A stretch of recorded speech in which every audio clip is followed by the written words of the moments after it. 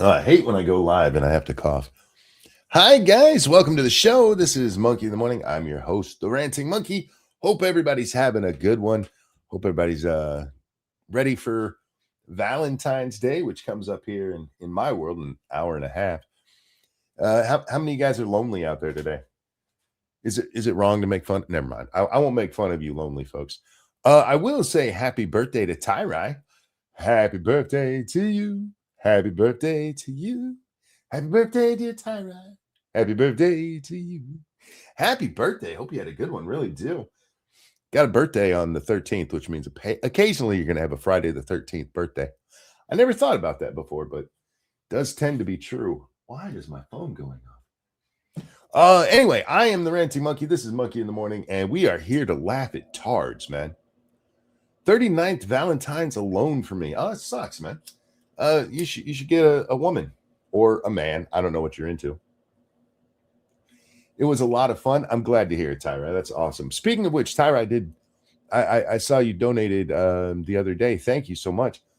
February 13th is my birthday. Can you please sing me a birthday song next time you're on? Did you realize the next time I was going to be on was like 2 days after you sent that?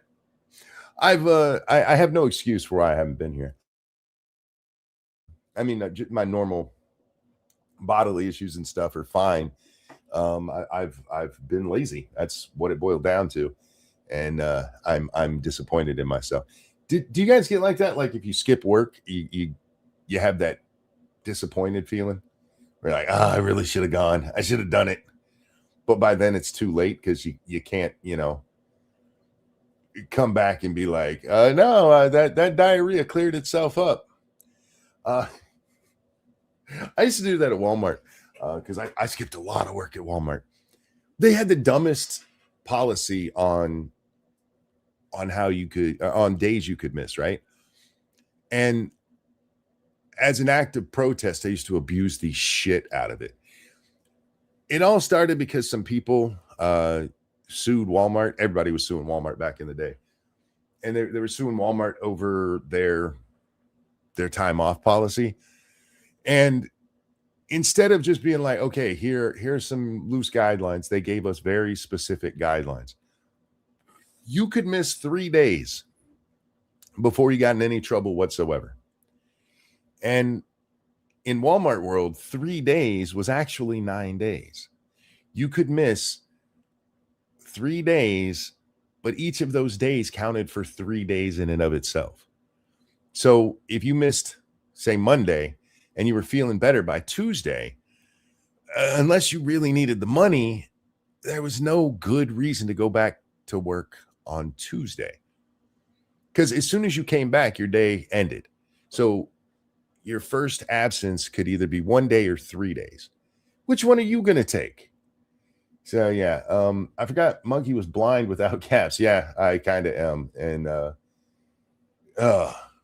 I'm sick of it. I went to pop out the chat from Rumble, and I couldn't find where to do it. And it's just because my eyes couldn't focus on the 3 little dots you're supposed to click on. I have to very carefully try to find it. It's annoying. Anyway, we're here to laugh at tards tonight, and like we always do. Before we begin with the tards we're going to talk about, which is going to be Hutch and Hasan. There have been some other people who have jumped into it, Asmongold and XQC, and your normal Twitch commentators, none of which really should be speaking about politics, because if we're being honest, they're kind of all retarded. Just saying. And I don't necessarily hate everything they all say, but it very much is like a blind squirrel with these people. Occasionally they find a nut, but most of the time, they're just dumb. They're just dumb. And before we get to those guys, though, I wanted to highlight Warren Smith's, I think this is his latest video. It's called Liberal Host Goes Silent When Shown Evidence Exposing Don Lemon. It's kind of a clickbaity title in that he doesn't actually show the guy evidence. He tells him the evidence, and this is Brian Shapiro. How did this guy become a thing? Why do I keep seeing this prick everywhere? This guy's an idiot. This guy is a moron. Every time I've seen him talk about something, he doesn't actually know what happened. Right? Like when he was on with Tim Pool and they were talking about the Trumpian stuff, and he had literally no idea what he was talking about. And I'm not saying that like, oh, he doesn't know. He's stupid. No, no, no. I mean, literally didn't know. He was literally ignorant of what he was talking about. And yet he comes out and speaks as though he knows. Warren is pretty cool, to be honest. He is. My problem with Warren is he does a lot of these things where he shows you people losing in a debate and how they lost in a debate. And I often disagree with his assessment of where things went wrong. I think he makes a good case for himself when he's making the case. But like I watched one with him. It was Andrew Wilson versus Dave Smith. And he was doing a video about how well Andrew Wilson did and how Dave Smith basically got pwned in the debate. And he kind of does, but it's not because Andrew Wilson did anything Andrew Wilson is just slightly gayer Destiny. The guy will just find a point and pick and pick and pick and pick. And I guess for some people that's an impressive thing. It's one thing if you are sticking to the topic you're trying to speak about. It's another thing to be a pedantic twat, which is what I think people like Andrew for. It's just not my style, though. But anyway, I like Warren. Ever since he's burst onto the scene with that discussion he was having with his students about J.K. Rowling, that's where Warren really blows up. His student tells him, "Hey, she's a transphobe," and he's like, "Well, what has she done to be a transphobe?" And it comes out that the kid had no idea. He'd just heard online that she was a transphobe. He's like, "Well, I challenge you to actually look into this stuff." And he ends up losing his job at his school. There was another one. Was the other one was it a Ben Shapiro or a Donald Trump thing? I can't remember, but he had another one where he talked with students. And there was also a controversy that was going on around the time that he talked about. I forget what all the details are on those. But ever since he's burst on the scene, I've liked Warren. And I like Warren because Warren, he doesn't just think. I said this about not Shapiro. What's his name? Jordan Peterson. When Jordan Peterson came on the scene, I told you guys what I like about Peterson is I get to see him think.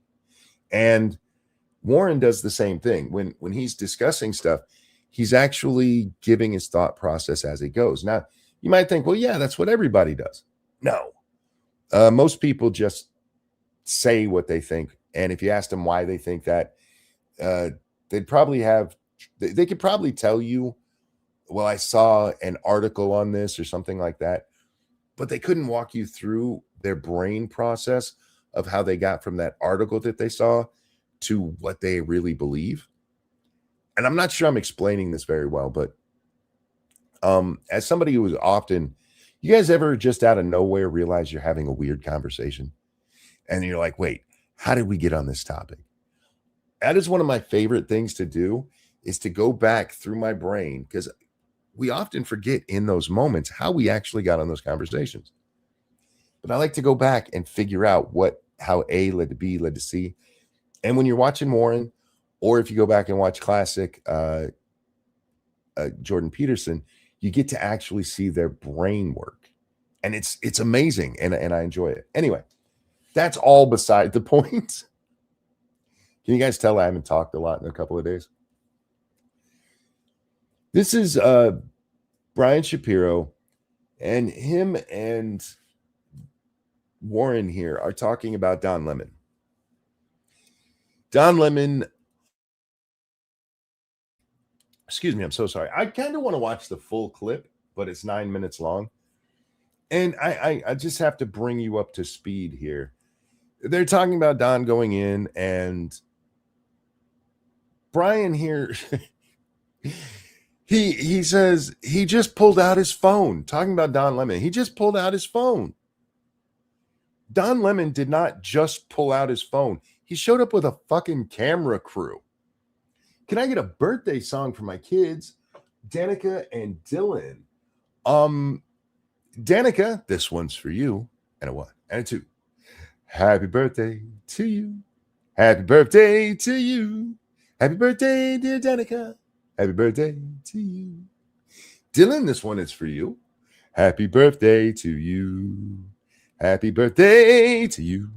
Happy birthday, dear Dylan. Happy birthday to you. Happy birthday, kids. Hope you had good or have good ones, or had. One of them was the other day. You had your kids 4 days apart. Son of a bitch.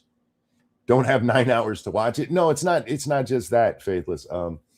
I really want to get into the Hasan. I want to get onto the Hasan stuff because I find it far more, I was going to say entertaining, which is true. I find it much more entertaining than this. But I also find it more instructive because Brian here is your typical lefty that you talk to online. He doesn't know why he says the stuff that he says. He knows he hears it somewhere. And in this case, he actually says at one point that he heard lawyers talking, or he read lawyers. I don't remember if he designates how he came to this lawyer knowledge, but later on in this video, they're talking about, the FACE Act. Now, please understand that the FACE Act is the easiest to prove of the two charges against Don Lemon, but it is not the most important one. The KKK Act, the Conspiracy Act, that is the one that he's got like 8 years in prison that he could be facing for that. The FACE Act is the easy one. We've gone over it on the stream here. I've pulled up the FACE Act for you guys repeatedly. Don Lemon was quite clearly in violation of the FACE Act. And dipshit here, Brian, he's another one of these people who's like, he didn't intimidate anybody. He didn't intimidate anybody. It doesn't say you have to intimidate anybody. It says threaten, the force of threat, intimidation, or not and or, not and, intimidation and interference. It just says or interference. And he quite clearly interfered with a church service.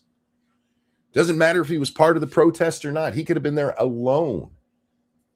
What he did was interfering with that church service. That is a blatant violation. But Brian here, he's heard some lawyers.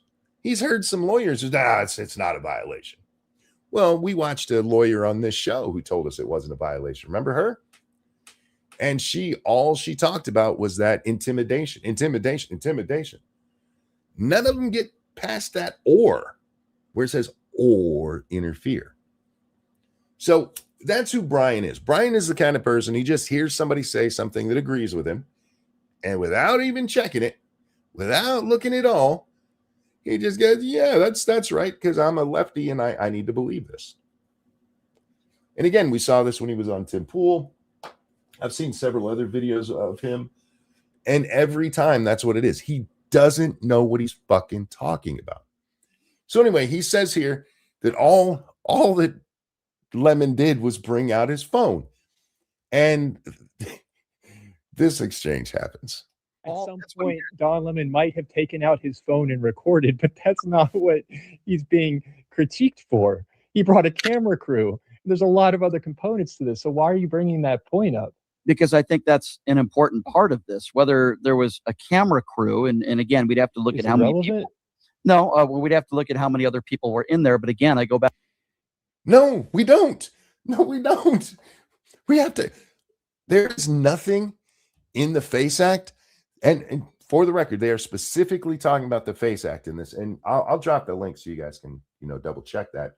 Always double check me, guys. But they're specifically talking about the FACE Act. The FACE Act does not say it has to be a crowd. It doesn't say it has to be more than one person. You can interrupt it all by yourself. The scale is not important. Exactly. Did YouTube change the wrench symbol? I have no idea. I don't really pay attention to it. I see you guys as blue names, but I never really pay attention to the wrench itself. It kind of looks like it's rounder, and I see it, so it's a little bit bigger. Back to what I said earlier, recording something to me is not that wasn't disrupting anything. The people that were disrupting the service, in my opinion, are the people that were protesting. Actually, well, here's the thing: if Don Lemon had been sitting in the pews and pulled out his camera and just starts recording, could you say that that's interfering with the proceeding? Not really. Once he's asked to stop and he doesn't, or if there's a sign outside, no recording, something like that. This is private property, no recording.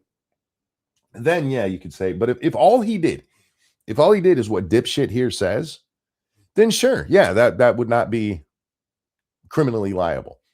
Connect, thank you. Nick admits to denaturalizing. Sorry, what's that? I think that's supposed to be demoralizing the right. Nick, who? Anyway, my point of bringing this guy up is we're going to see this from Hutch, because Hutch is very much the same kind like this. Hutch, I've seen a few things where I might be able to go, oh, Hutch, he went a little off script there, but for the most part, he is a team player. It does not matter what is actually said. It doesn't matter what actually happened. All that matters is the narrative that I can't even say that they were told to push, because I don't think people like Brian here get marching orders from any kind of Democratic group. I don't think Hutch gets, emails from Kamala saying, hey, suck my nuts, for him to be like, I'll gobble on him. Nom, nom, nom, nom, nom, nom. And I'm basing this just on what little I have seen of him. My biggest exposure to Hutch. Let's get over there. Get these guys off the screen. Oh, I said I would drop that link. Hang on. My biggest exposure to Hutch was the video that he did on Shoe on Head. Do you guys remember that? Where is after the election? I believe it was the after the election one, and he completely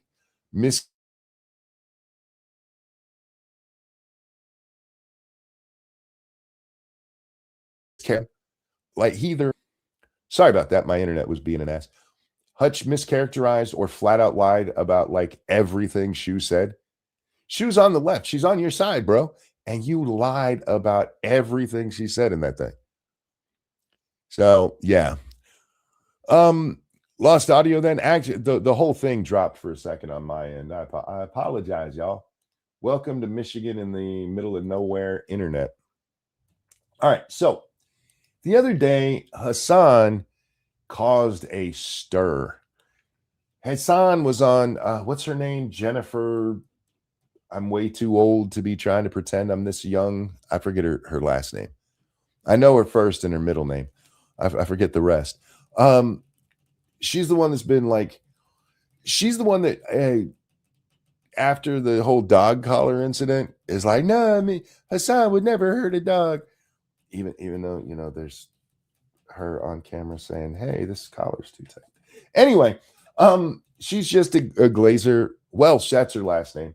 Where did this bitch come from? I keep doing this with these lefties. Like, where the fuck did they come from? You know what I realized the other day?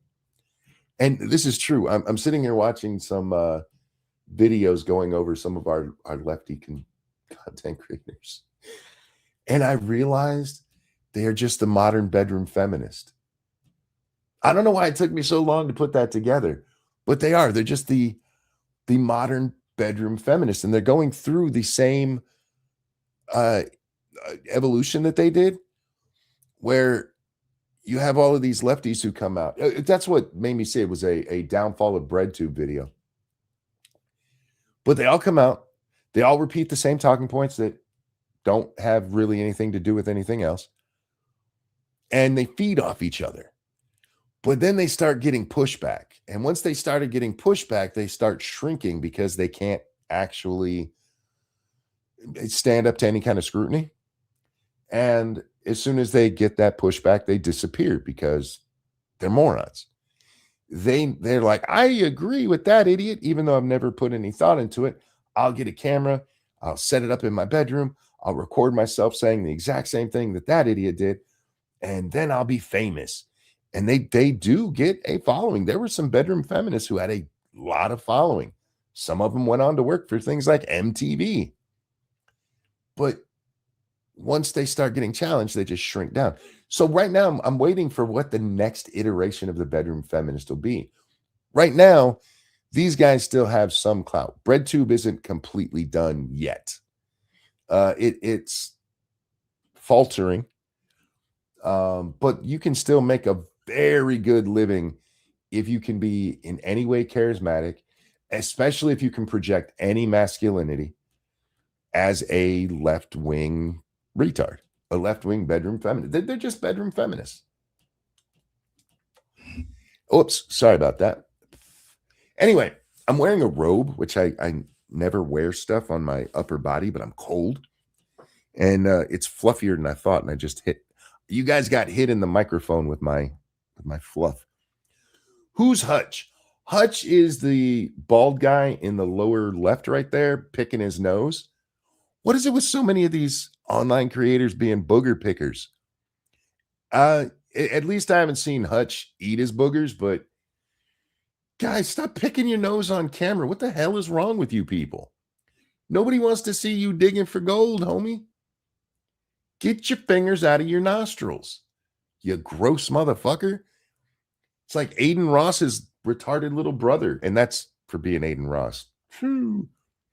Cannot believe Aiden Ross has a huge following. Of all of the people, there's like, I can't believe that guy has a following. Aiden Booger Picker Ross has a massive following. Not just Booger Picker. Aiden's a booger eater. He eats his boogers on camera. That dude's so fucking gross. And he's a moron. But hey, he knows how to get a bag, so I can't take that from him. Anyway, Hasan goes on to Jennifer Welch's show.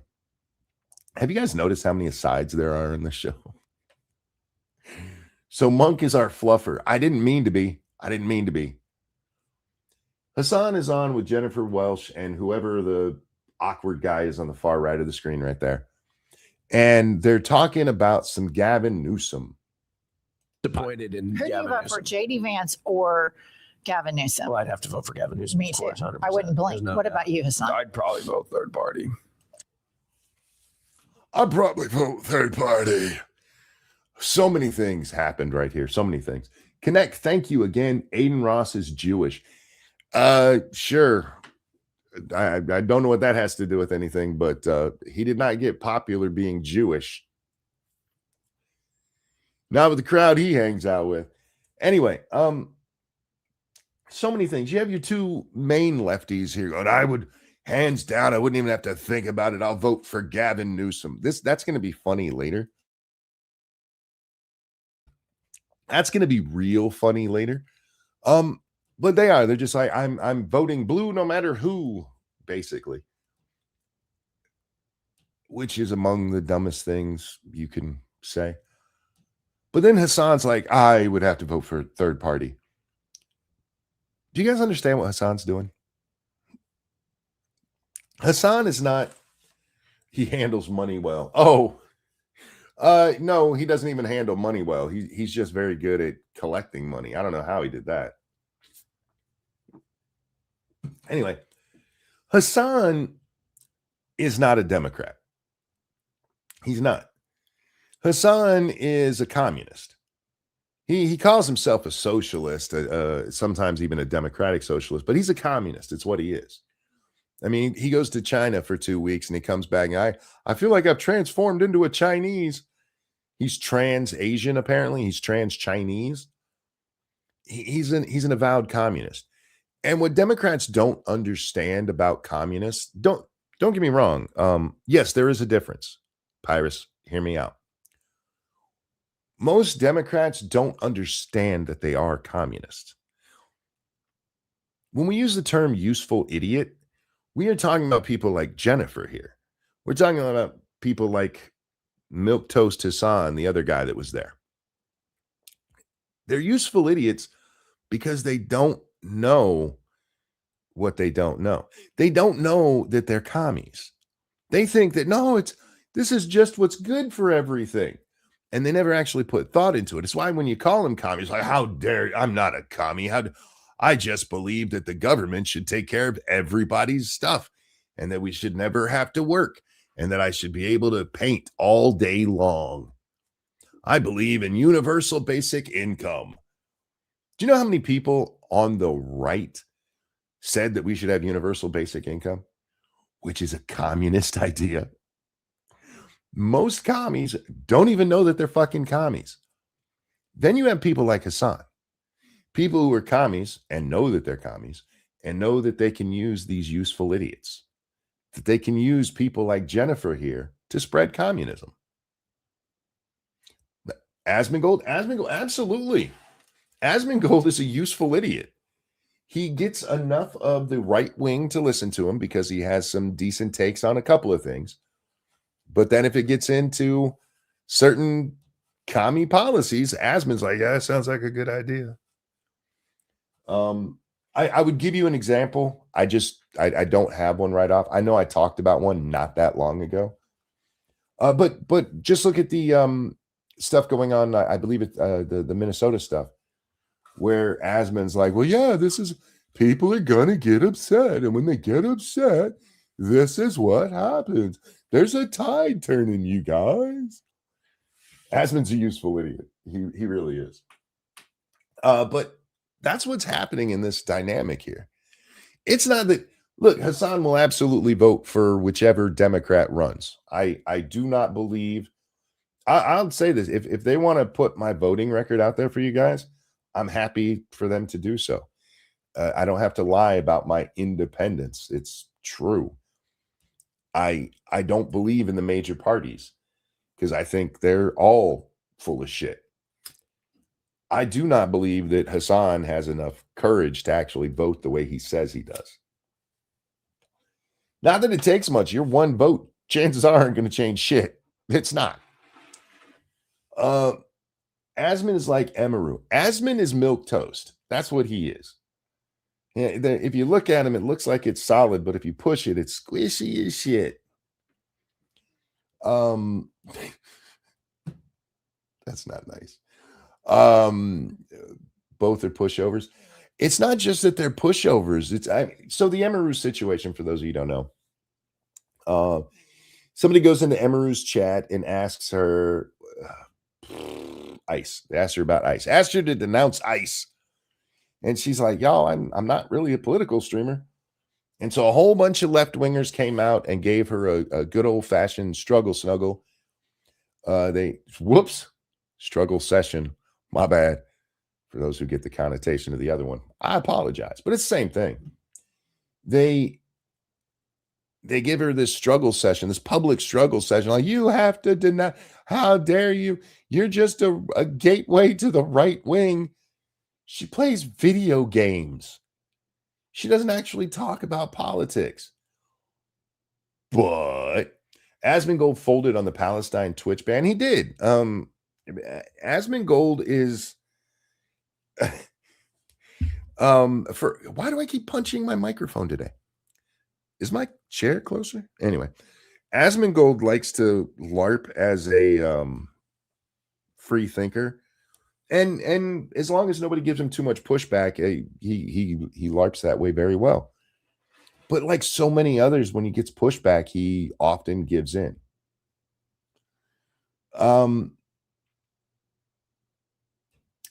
It was actually well said, because if you need your political ideas from a streamer, maybe you should be getting off of the internet. If you need your, I'm just going to correct you a little bit there. If you need your political ideas from a streamer who doesn't talk politics, which, by the way, is what she said, then yeah, you probably should be getting off. But you have to understand the point here. The point here isn't for people to get their politics from Emaru. Not exactly. It's for them to get their politics from the people who tell Emaru what she's supposed to say. That's all.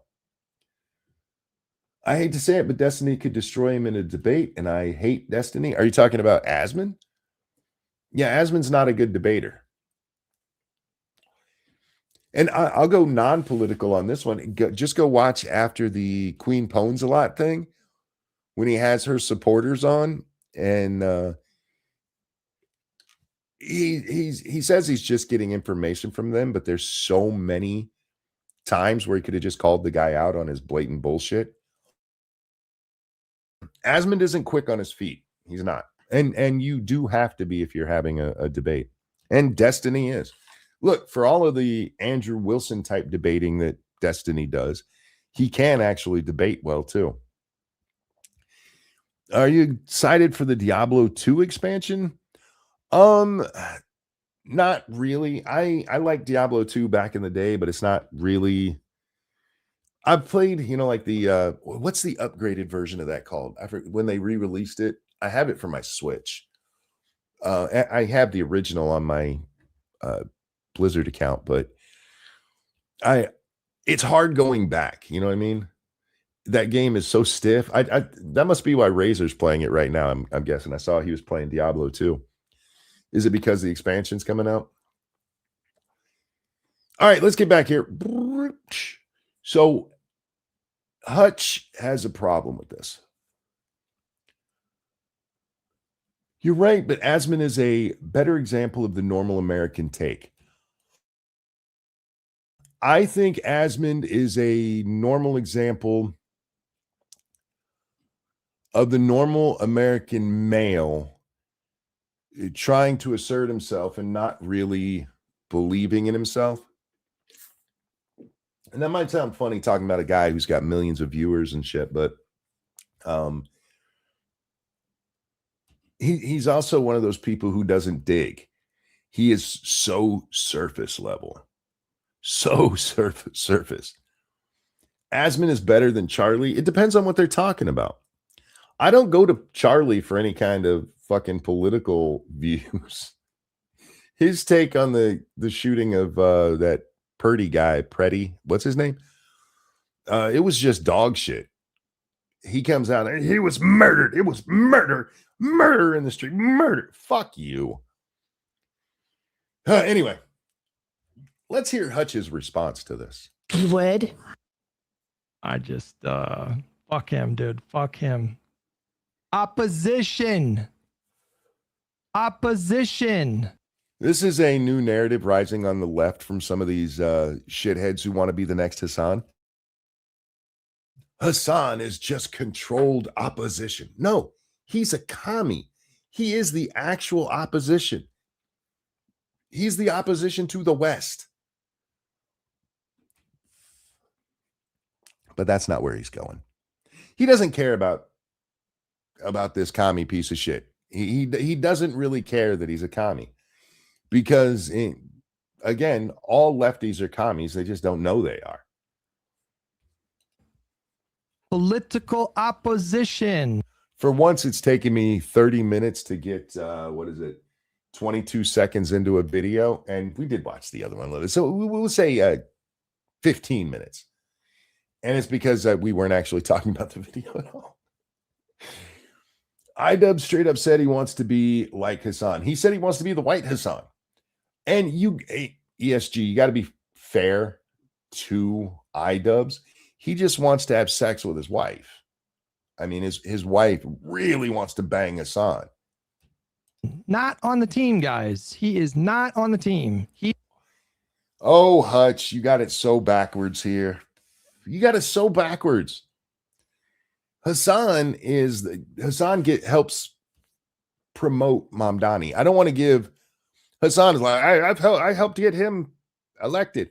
But then he also, in another interview, says that nobody listens to what he says. He has no power at all. Pick a lane, Hasan. Pick a lane. But Hasan is actually embracing his communist shit. He's still too pussy to just come out and say, I'm a commie. I think we should all be commies. And I think the West is bad. I renounce all of my money. I'm moving to China. He's not doing any of that shit. But he's absolutely a communist. You're the one not on the team quite yet there. You're the one who still thinks that there's some democraticness to your communism. You're the follower, not him, dummy. He is indifferent to Republicans having power.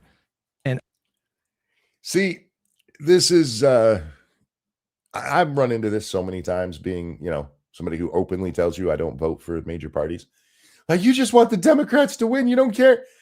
My one vote isn't changing that. So shut the fuck up with that retard shit. But more importantly, Hutch doesn't care about values. He doesn't care about American anything. He just wants to win. This is the problem with team sports and politics. This is what Washington warned us about. We need to win. You don't care that you're indifferent to Republicans being in power. And don't worry, he's got a list of things that the Republicans have done bad. All of the people that are harmed by that happening, he is opposition. Okay.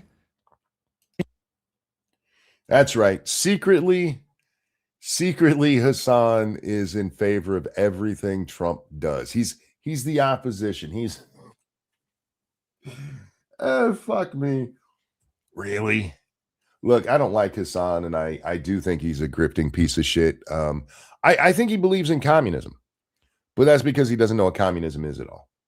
He thinks in a communist utopia, he'd get to keep all of his money because he's retarded. He doesn't understand that the government takes all of that and spreads it out to everybody else in the city. And then you are all poor. But he absolutely believes in communism. Thank you. Politics are so complicated. Wait, hang on. That's a longer one. I'm going to bring it up over here so I don't get cut off mid-sentence. Hasan's into communism so he can screw others over. He's into communism because he's a rich douchebag who was raised in a Muslim household. There's a reason Muslims like communism. And it's because communism requires authoritarianism, and so does Islam. Tyra, I thank you. Politics are so complicated that history is so important to reference.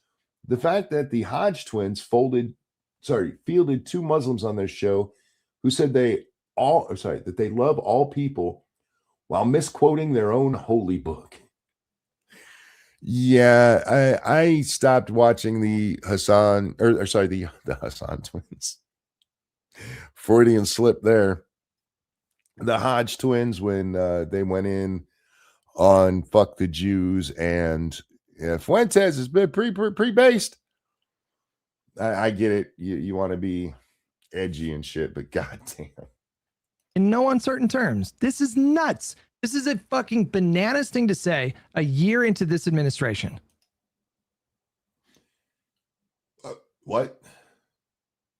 The question was, if you were going to vote for J.D. Vance or Gavin Newsom, which one would you vote for? Hypothetically, that is 3 years away. That hypothetical is 3 years away. And it's a bananas thing to say a year in. Actually, don't make me give Hasan credit, but this is when you should be having that conversation. If Gavin Newsom is so bad that Democrats wouldn't vote for him, the time to have that conversation isn't in the election 3 years from now. Let's be honest, the campaign would be 2 years from now. So let's use that time frame. It's not 2 years from now. It's now. That way, you never get to that point and you don't end up with a Kamala Harris again. Kamala was so bad that in her primary in 2016, being one of the wealthiest campaigns, $40 million burned through, she didn't make it to the starting line. And instead of having a conversation when you guys realize that Biden is retarded, which I'd been telling you, you guys just like, yeah, Kamala. Because she's Kamala. We'll vote blue no matter who. And if instead you guys had had a conversation about that, you still would have lost to Trump because your ideas are retarded. But maybe it wouldn't have been so bad. Maybe it wouldn't have been so ridiculous. Because it was 2020, not 2016. Oh, yeah, sorry, 2020. My bad. You're right, the Kamala campaign in 2020. Maybe it wouldn't have been such an ass whipping. Maybe she wouldn't have lost in every demographic except white women. Maybe she would have won one of the swing districts, right? One of the swing states. But you guys, you just rally. And I'll say the same thing to Republicans. You guys did this with McCain and Romney, two ridiculously bad candidates, especially for your own side. At least Kamala was saying the right things, right? McCain and Romney were fucking Democrats. And you guys put them up there.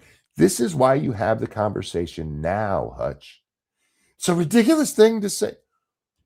It's a ridiculous thing to say that you wouldn't vote for Gavin Newsom. You do realize Gavin hasn't been like elected the ruler of Democrats, right? He hasn't even been through a presidential primary. How dare you say you wouldn't vote for him? Donald Trump is in office.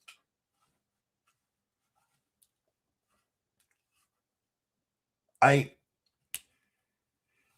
get that they don't like JD Vance because JD has gone full in on the Trump stuff.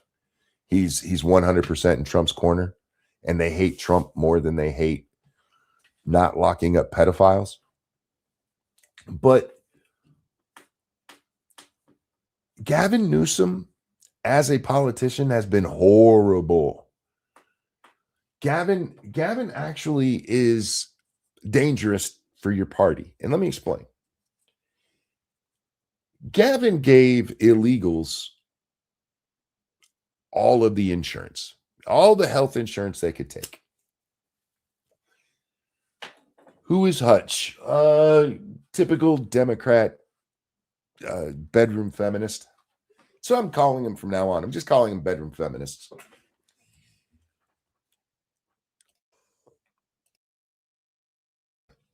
Gavin gave the Democrats exactly what they wanted. He gave them, remember in 2020, they asked the candidates, all 16, but they're broke up 8-8 in the debates, but all of them get asked, hey, would your health care plan cover illegals? Raise your hand if your health care plan would cover illegals. And they all raise their hand. Yeah, me, I'll do it. I'll give them all the health they want. None of them accomplished it except Gavin Newsom.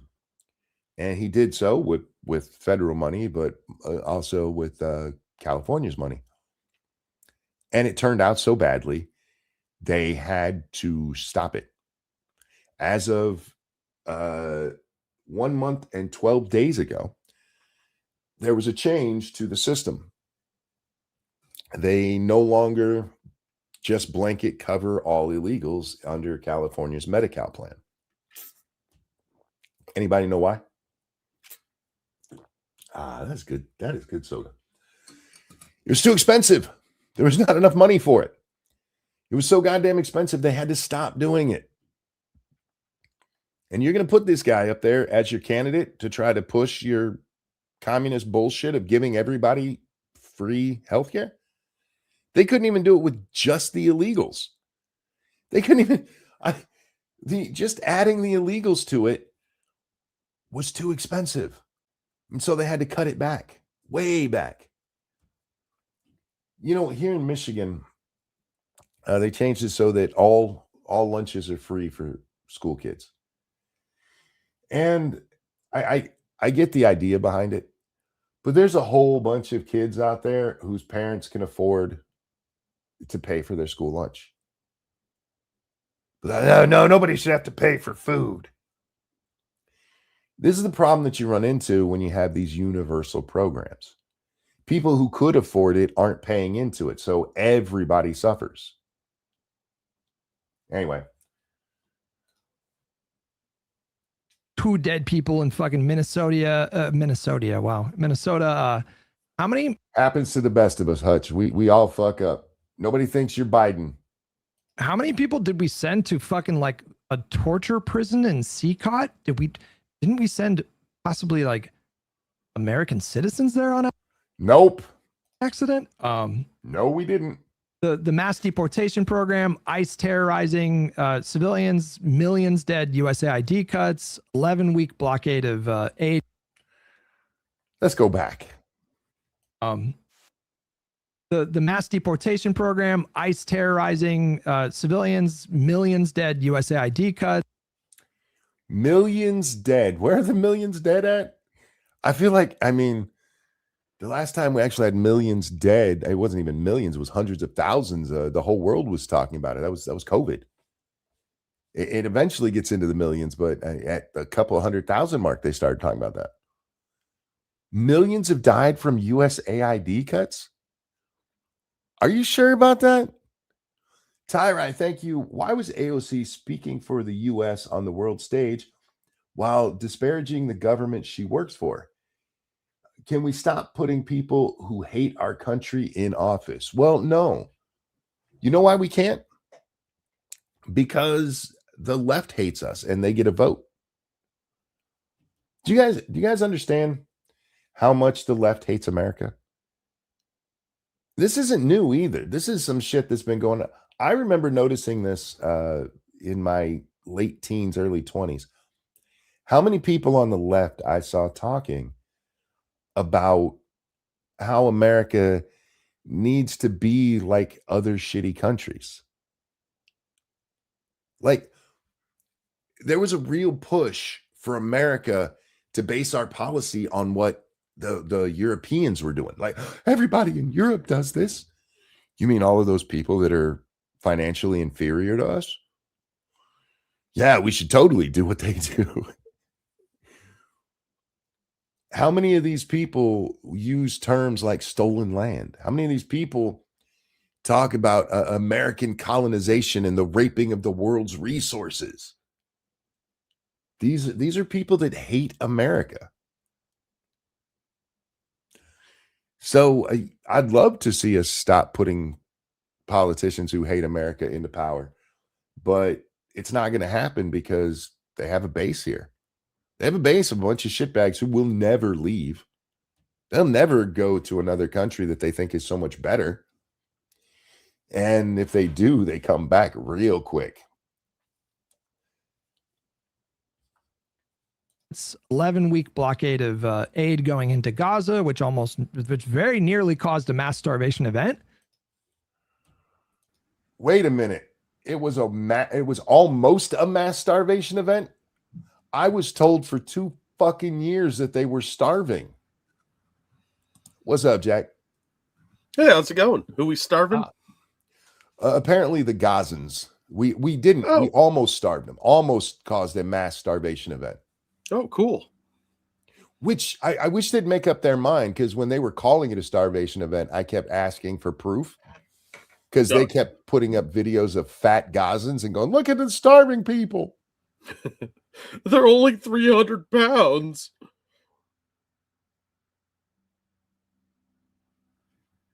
If the human body could put up with... Uh-oh. What? My internet blinked there for a second. I'm sorry. No, keep going. I didn't say anything. You started talking. I fucking hate my internet sometimes. If the human body could put up with the amount of starvation we were told the Gazans have, we really should be studying them to figure out how to, do you realize we could probably feed the entire world from one farm? Because according to these people, the Gazans didn't get food for like 2 full fucking years. Can you imagine how much food we could save if we only had to feed people once every 2 years? Yeah, I mean, and still be fat? Yeah, I don't know. Yeah. There's some super agricultural technology at work there. Remember the Gazans that there's, look at this starving kid, and he's got spina bifida. Yeah. Yeah, that's not starving, dummy. It's like saying Ricky Berwick is starving. Well, he might be. I don't know. Is he being abused? Yeah, he could be. I have no idea, but his arms aren't that thin. Thank you, Kamala's vaginal HPV tumor, who says Gavin gave me herpes. You and his best friend's wife. Yeah. Oh, I have a chat here from the other day. Thank you, Dragon Mage. Sorry I missed this. We wrapped the show up and it came in right after we did. The issue with a lot of today's writers and creatives is they believe they're better than the previous generations and that they're going to fix the old IPs by putting their politics in them. Yeah, well, they're pretty arrogant and stupid, so that's not incorrect. Messes, nobody said that. Nobody said what? Which part? Anyway, so let's go. We're talking about the Hasan drama because he said he wouldn't vote for Gavin Newsom. Oh, yeah, I heard that. Got very close to being officially designated a famine. Did it? It got super close, like right up to the line close. Hey, Hutch, do you know the official definition of a famine?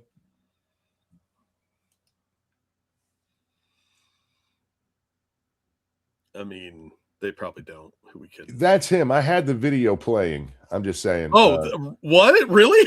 Yeah, you can see his little bald head moving at the bottom of the screen there. We're in the way, but he's down here behind us.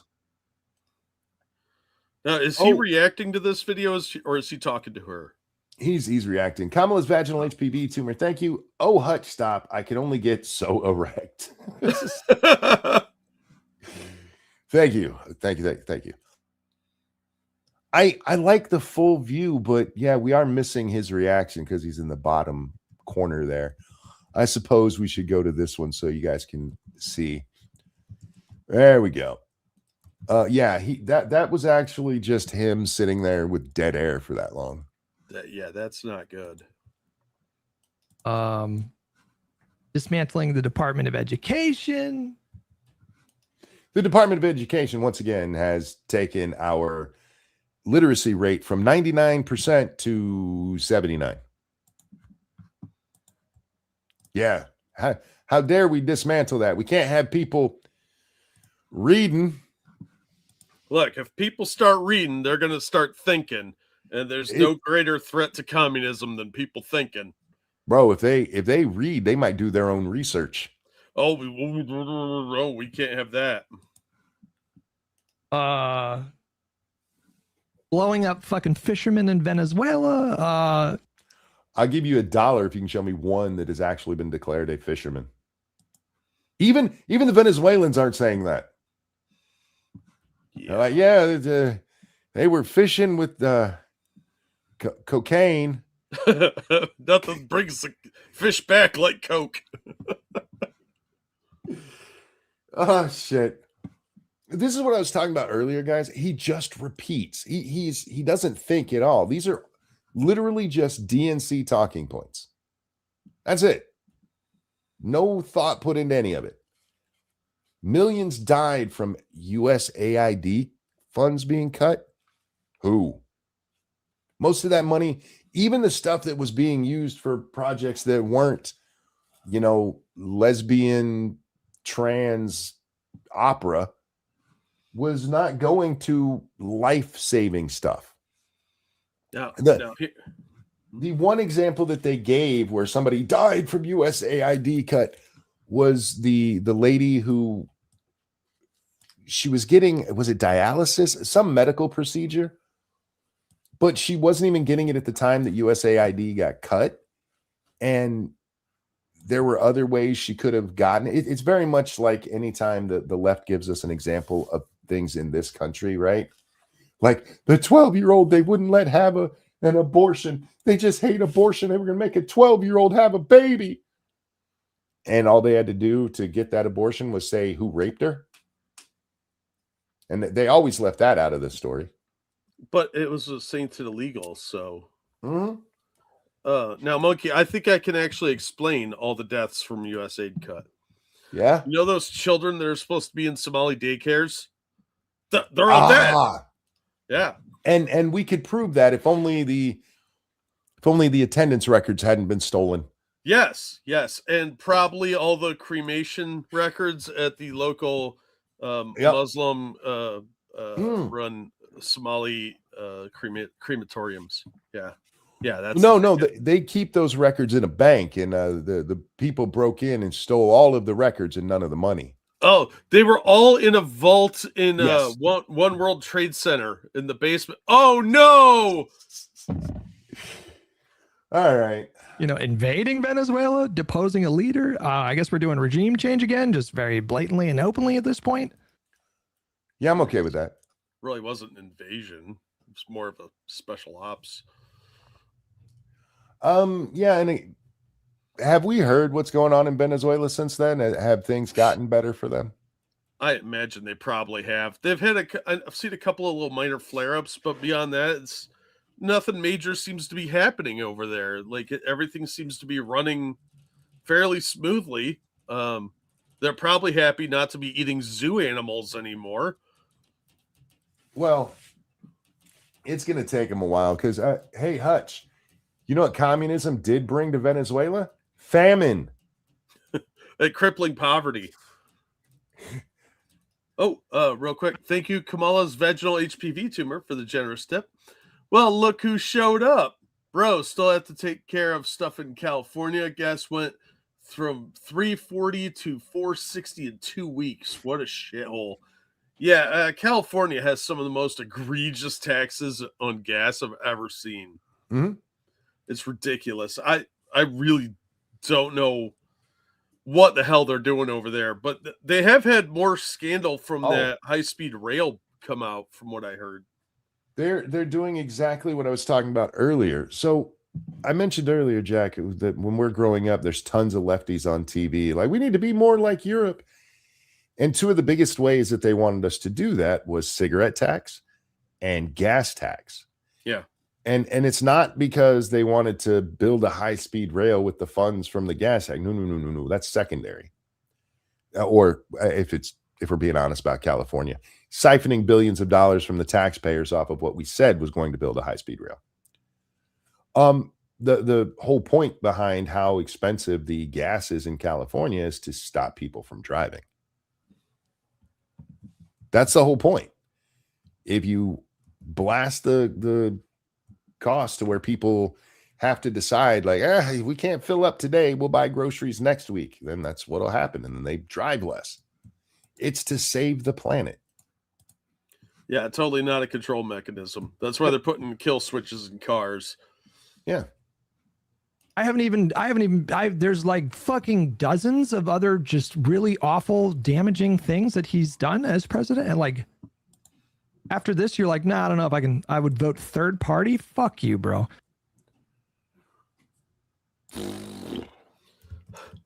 That they will throw anyone under the bus for not completely being in alignment with them. It's amazing to me. Well, there's a longer version of this. It's the one I meant to, or no, sorry. His critique goes on, is what I meant to say here. This is a much longer version of him being just butthurt as fuck about what Hasan said. And look, again, guys, I don't think Hasan votes third party. No. I think Hasan absolutely still votes left. But he is not a Democrat. He's a communist. And he realizes that the Democrats are his useful idiots. So Baldy here, who's never had an original thought in his life. He's got as many original thoughts as he has, scalp hair.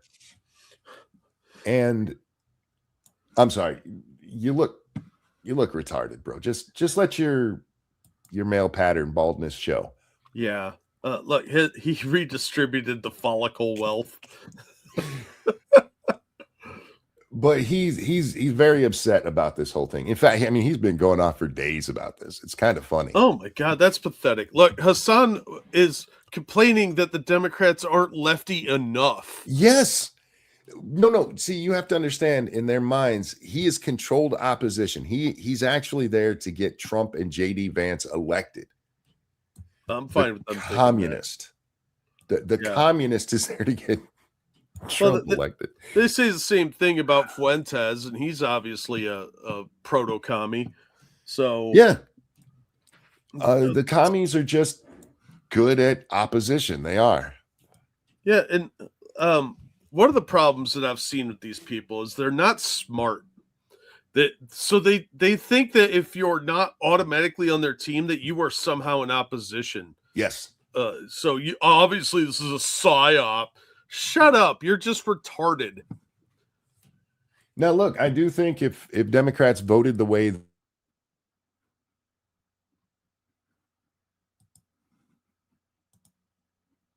that, which, by the way, you guys do realize for all your corporate, God damn it, hey Democrats, You're here. You guys know how much you hate corporations? Do you know what the Democratic Party is?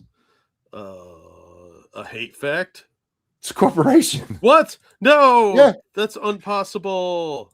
That's why they got away with their rules that, you know, when they went after Bernie, even though they never had to use them, when they tried, hey, you guys can't do that. And judges were like, they're a private company. They can do what the fuck they want. That's just reality. Go ahead and stand up to the man as you repeat his talking points, you fucking morons. Anyway, I forgot what my point was before I got to that, because it's things like that that just make me laugh my ass off. Like, corporations are bad. I'm going to vote blue no matter who. What? At least Hasan's rhetoric is consistent on this part.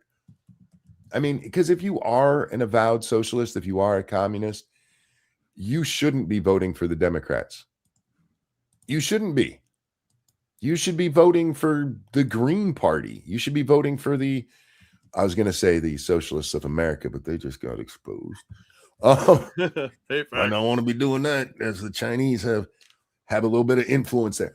I think I saw Hasan talking about this. Like, no, what are you talking about? Communist infiltration of Socialists of America.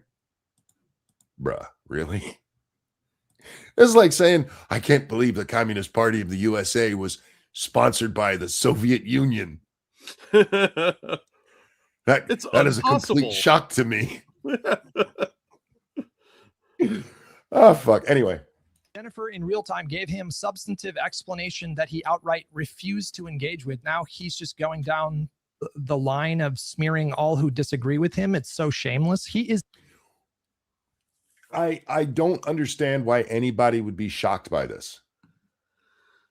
Well, it's because they're dumb commies.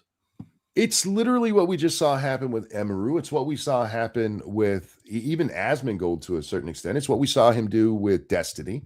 It's what we've seen Hasan do to anybody who disagrees with him about anything. He's, as Sargon would say, a dirty, dirty smear merchant. Agree, or there will be a struggle session. Oh, they do love a good struggle session. You know what? I'm answering my own good, Jack, that most of these Democrats don't even know that they're communists. They're too stupid to understand it. Oh, yeah. Yeah, I I know. agree with that. No, I'm not a communist. I'm a democratic socialist who believes in all the same ideas commies do. Except for that, killing people thing, because we're totally against the authoritarian part of it. Oh, for sure. That's a symbiosis. Which one is infecting who? The Democrats are infected with communism. That's what it is. And you know why? Because the communists realized very early on that if they wanted to get a hold in the West, the Democratic, or here in the far West, we're the far West, actually, Jack. How come we're never referred to as that? There's a far East, but not a far West. Because the Far East is way cooler. They have samurais and ninjas. We got cowboys.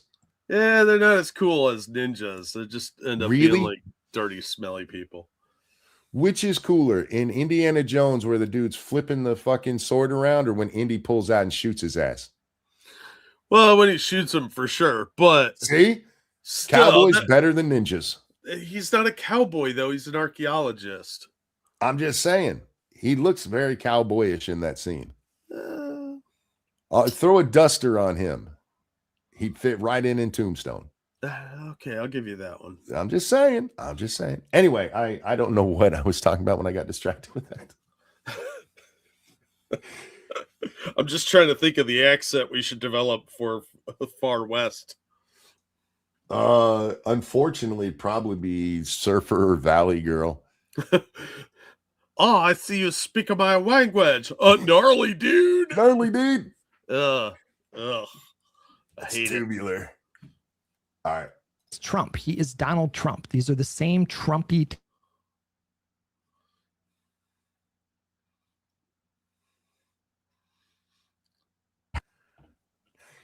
Whoops, sorry. Did my internet blink again? Yes. What the fuck is wrong with this? I don't know. Anyway, I heard it. It's Donald Trump. It's Trumpy. he said it's Trumpian tactics. Oh, Trumpian tactics. So I want to point out that Hasan insulting people who disagree with him is Trumpian tactics. Is you using the Trumpian tactics you just mentioned, sir? This is what I with the left, this happens so often where they will project what they're doing. One, Donald Trump is not the first person to ever insult people. I know you guys think that history started when he announced in 2015, but insults in politics have been going on for millennia. What? Yeah, I mean, there were some pretty insulting things said about it. Go back and look what Octavian was saying about Cleopatra back in the day. He wasn't saying, "Oh, that African queen." Anyway, you can't be like, "Hey, he's insulting people for disagreeing, so I'm going to insult him because he disagrees with me." Because that not if you're saying what he did is bad, because that makes you a hypocrite, homie. I'm not thinking that you're calling him Trumpian because you think it's a good thing.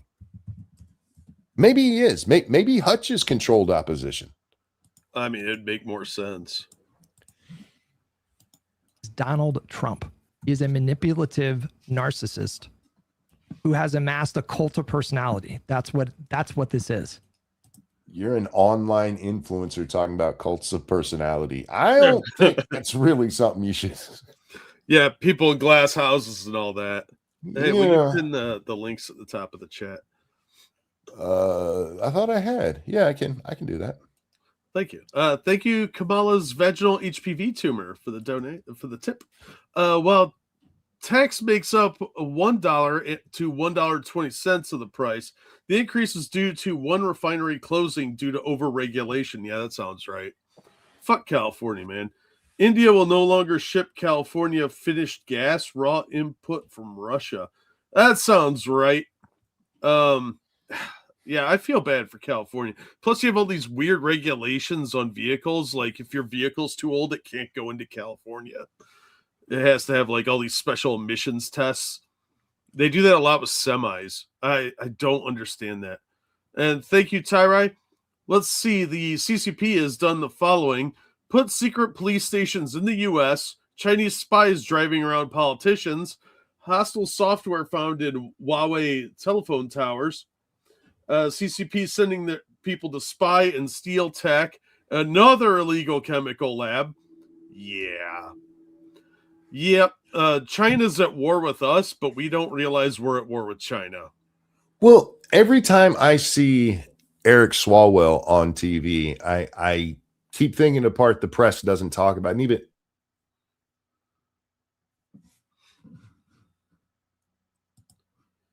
yeah, he banged the Chinese spy. Why is this happening tonight? Yeah, he banged a Chinese spy for a while, and then she mysteriously dies in an airplane crash. That's not the important part of that story. The important part of that story is that the FBI said the Chinese was funding politicians they thought had a future. Yeah. Eric Swalwell is a Chinese asset. Yeah, they wanted him to be president. Steam running? It is, but it's not downloading anything. I'll just close it all together. But no, these kind of interruptions are usually, do we have clouds or something tonight? Like really bad ones? Maybe we have a storm coming. I don't fucking know. Anyway, welcome to satellite internet. both with his audience and a network of creators that simultaneously fear his power level and want access to part of his audience. There's like a power dynamic there. You look, I want access to Hasan's audience. I ain't gonna lie. A bunch of gullible retards that'll throw money at you hand over fist. Yeah, who doesn't want that in this field? These are communists who give their money to a millionaire.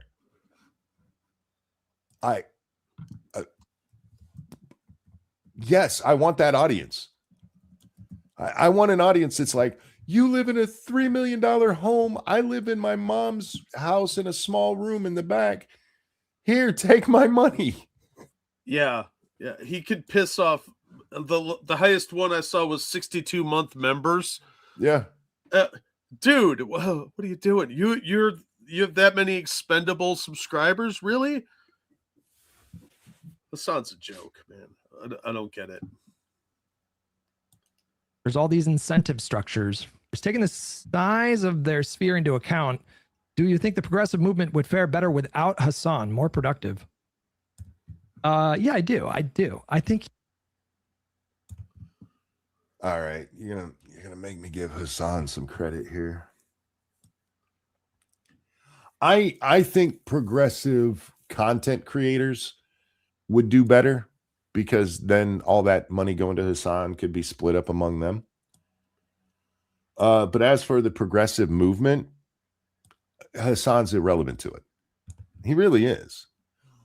Red Castry, thank you. Monkey, I ordered a PC on December 22nd. I checked the site again in mid-January, and the same PC cost had gone up $2,100. So you can have some of the money I saved by ordering it 2 weeks earlier. Well, thank you. I appreciate that. That's good timing, man. It's very good timing. Yeah, that's awesome, man. $2,100. Ouch. Yeah, RAM and video cards are on the rise again now too. Computer parts have gotten so expensive. Thank you, AI. Yeah. So some dude can jerk off and pretend he's talking to a woman. Yeah, there's do you know what Pennhurst Asylum is? No. It's in Pennsylvania. It's a major it was a major scandal when the investigative reporters went in to, like Geraldo did over it in New York, and they got in there and filmed a bunch of the tragic conditions because of the lack of funding. And it's that facility is one of the reasons that we got rid of all the mental asylums. And they're talking about tearing the ruin or the buildings down now to put in a data center, so that because it's an AI data center. But that's what the owners want to do. And I was like, that is a historical building to the tragedy that befell all those people that were there. Although I disagree with shutting down mental institutions. There were massive abuses, and they want to tear the building down, which is supposed to be haunted, and put up an AI data center. And I was like, no, fuck you. We have enough of that shit. He's a moron. Remember us talking about glass houses just a moment ago, Hutch? Right? Yeah, Hasan is a moron, but Hutch, we went over your video on Shoe on Head. You are in no position to call anybody a moron. Yeah. So I titled this Moron Fight. You wrote the title for me, homie, or on the thumbnail. I think he's an idiot. I think he sets a horrible example for them. I think he's thought terminating. I think he's running a fucking cult of personality over there. Hey, Hutch, who'd you vote for? Try not to get jealous, Hutch. He shuts down thought. I saw your video response to Shoe on Head, bro. You are literally just the embodiment of Democratic talking points. Well, if Hasan is shutting down thought, who on the left is starting thought? Because I haven't even seen that. I had this thought the other day in the shower, oddly enough, that the Democrats right now have no ideas.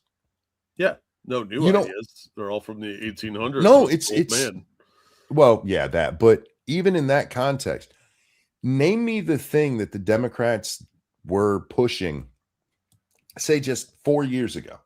This time when Biden has been in office for 1 year, the kind of stuff that they were pushing that they will now still stand behind. Even then they didn't stand behind it.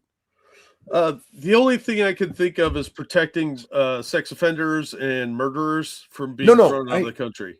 I hear, but in all seriousness, They don't have any new ideas. No, not even new ideas, even their old ones. No, they flip flop so much that you can't count on them to be consistent on anything. Look at this came up because the reason I had this thought is it was a Tim Walz video that I had just recently watched, and I was thinking of Tim Walz in the shower. Gotta wash that man right out. I could not get clean enough with that thought. Yeah, imagine. Tim Walz puts tampons in boys' bathrooms. What happens when he's asked about it? We didn't do that. Kamala Harris comes out in 2020 where she's in favor of paying for the medical transition of people. And she's asked about it in 2024. What she say? I think we should follow the law. They won't even stand up for the things that they believe in. That's because they don't have principles. They don't actually believe in most of the stuff. They're just doing it to gain power and money. No, I disagree with you 100%. They absolutely hold these principles. They just know normal people don't, so they have to disavow them at all costs. That's even more frightening because a secret closet commie is way more dangerous. Yeah. Do you think Kamala doesn't actually think we should be paying for transitions? Of course she does. Yeah, I mean, that's likely true. Oh, real quick. Thank you, Tyrai. Pennhurst State School, there is a radioactive parts on that campus. I took the historical tour. The money went into the buildings. They barely hired people. Yet the people in the asylum were growing their own food, building furniture, and other things there. Yeah, they were taught life skills. It was mostly for the, what we would now call developmentally disabled. Back then it was retarded. But they expanded to schizophrenia and various other things. But they were largely a self-sustaining facility. But as they expanded their scope, they needed more money and they never got it. There was money promised that was never delivered. How are they principles if you won't stick by them? Because they still hold the principle. They just know it's not popular, and they know that the way of getting these things accomplished is by shutting up about them. Because if you talk about them, people disagree and say, no, we shouldn't do that. It's deception. They're disavowing it in real life, but they're going to implement them as soon as they get power. Yep. Ask them right now if they believe in open borders. Of course not. No, not open borders. I just believe that there should be a good way for people to come in here whenever they want to. Migrant visas and a path to citizenship. Yeah. They will not actually stand up for any of the things they believe because they know it's grossly unpopular. Because if you say Democrat ideas out loud, they sound retarded. Yep. And dangerous. Boys can become girls. That's retarded. We shouldn't lock up illegals. That's retarded. I am willing to give Democrats credit when they say something good, when they say something right. I just can't think of any time they've done it recently. Yeah. Connect. Thank you. CPI is 2.4, heading in the right direction.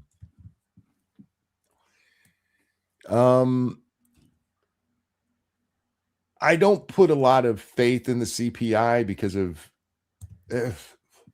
I don't want to get into too much financial shit because these always get me in trouble. It's just like talking computer stuff. There's always one nerd who's like, actually, you're being oversimplifying. Like, yeah, that's on purpose. But look, our financial troubles of the last decade all came because we turned off an economy that was running very well. There are some dangers out there right now, specifically in the housing market. The housing market and lending for the housing market in particular has been a constant source of financial problems in the United States. The other one that should really worry is the use of debt to invest, which, by the way, is a really fucking bad idea. Yeah, it's a terrible plan.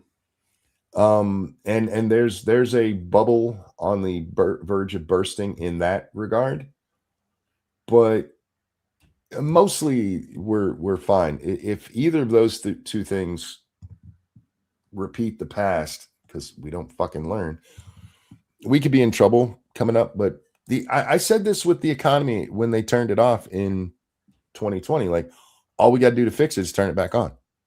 Literally, all we have to do is turn it back on. It was running fine. Our economy is it's chugging along. It's got some issues, but I don't want to get into that too much here.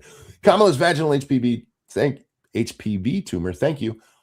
To be fair, tampons are the least objectionable things Tim Walz has put in little boys. Wow. Has nothing to do with like good electoral strategy and everything to do with him, me. Well, he is a narcissist, just like most lefties. Good electoral strategy. You hear that? It's not about getting the right principles out there. It's just about winning. Yeah. And look, you do have to win. You have to win in order to implement anything. But in this case, you're actually making me stand up for Hasan, because at least in his rhetoric, Hasan is being consistent there. Yeah, and in rhetoric, he's standing on principle that he doesn't like somebody, so he's not voting for somebody that he doesn't like or trust. Yeah. So, and he's like, no, we gotta win, so we need Gavin fucking Newsom? Really? You know what a good question for Hasan would have been? And I haven't watched that whole interview, so maybe it comes up. Why are you gay? That's a good one. Oh. That is a good one. But no, who would you support? Yeah, nail it down on that. But that's a good point. Nobody bothered to challenge him in that way, though. Yeah. I didn't support Mitt Romney because he was a Massachusetts Republican, which makes him pretty much a very liberal lefty. Yeah. And at the time, I couldn't tell you who else was running, but if you want to know what I would support, it would be somebody who's against having universal health coverage. Somebody who's not a blatant fucking lefty from Massachusetts pretending to be a righty. Now, I do disagree with Hasan about Gavin's politics, because he's like, he just hates the transes.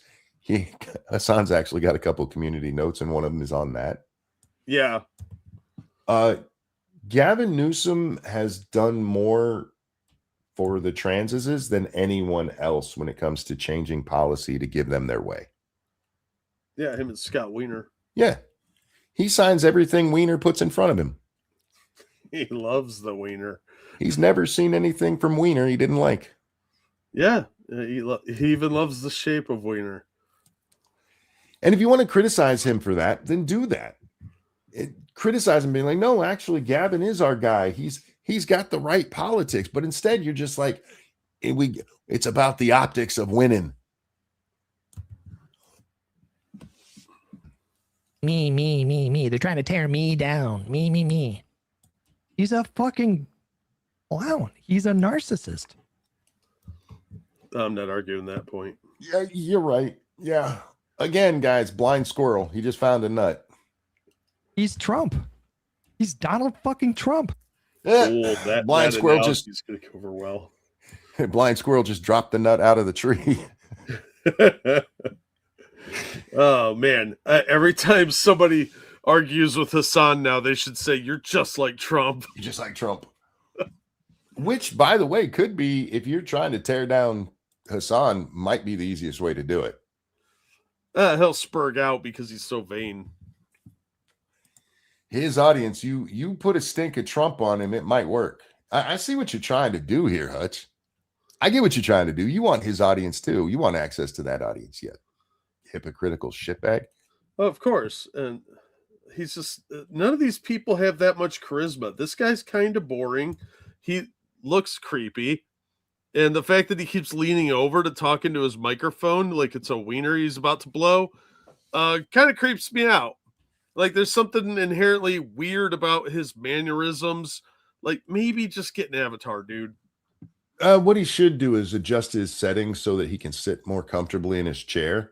Yeah. Because he's sitting like that so he can have his mouth right at the mic. And you don't need to do that if you have a good mic, even a passable microphone. So, yeah, that's the problem with these guys, though. They all want to be these big popular guys, but they're not willing to adapt or not look like a creepy weirdo.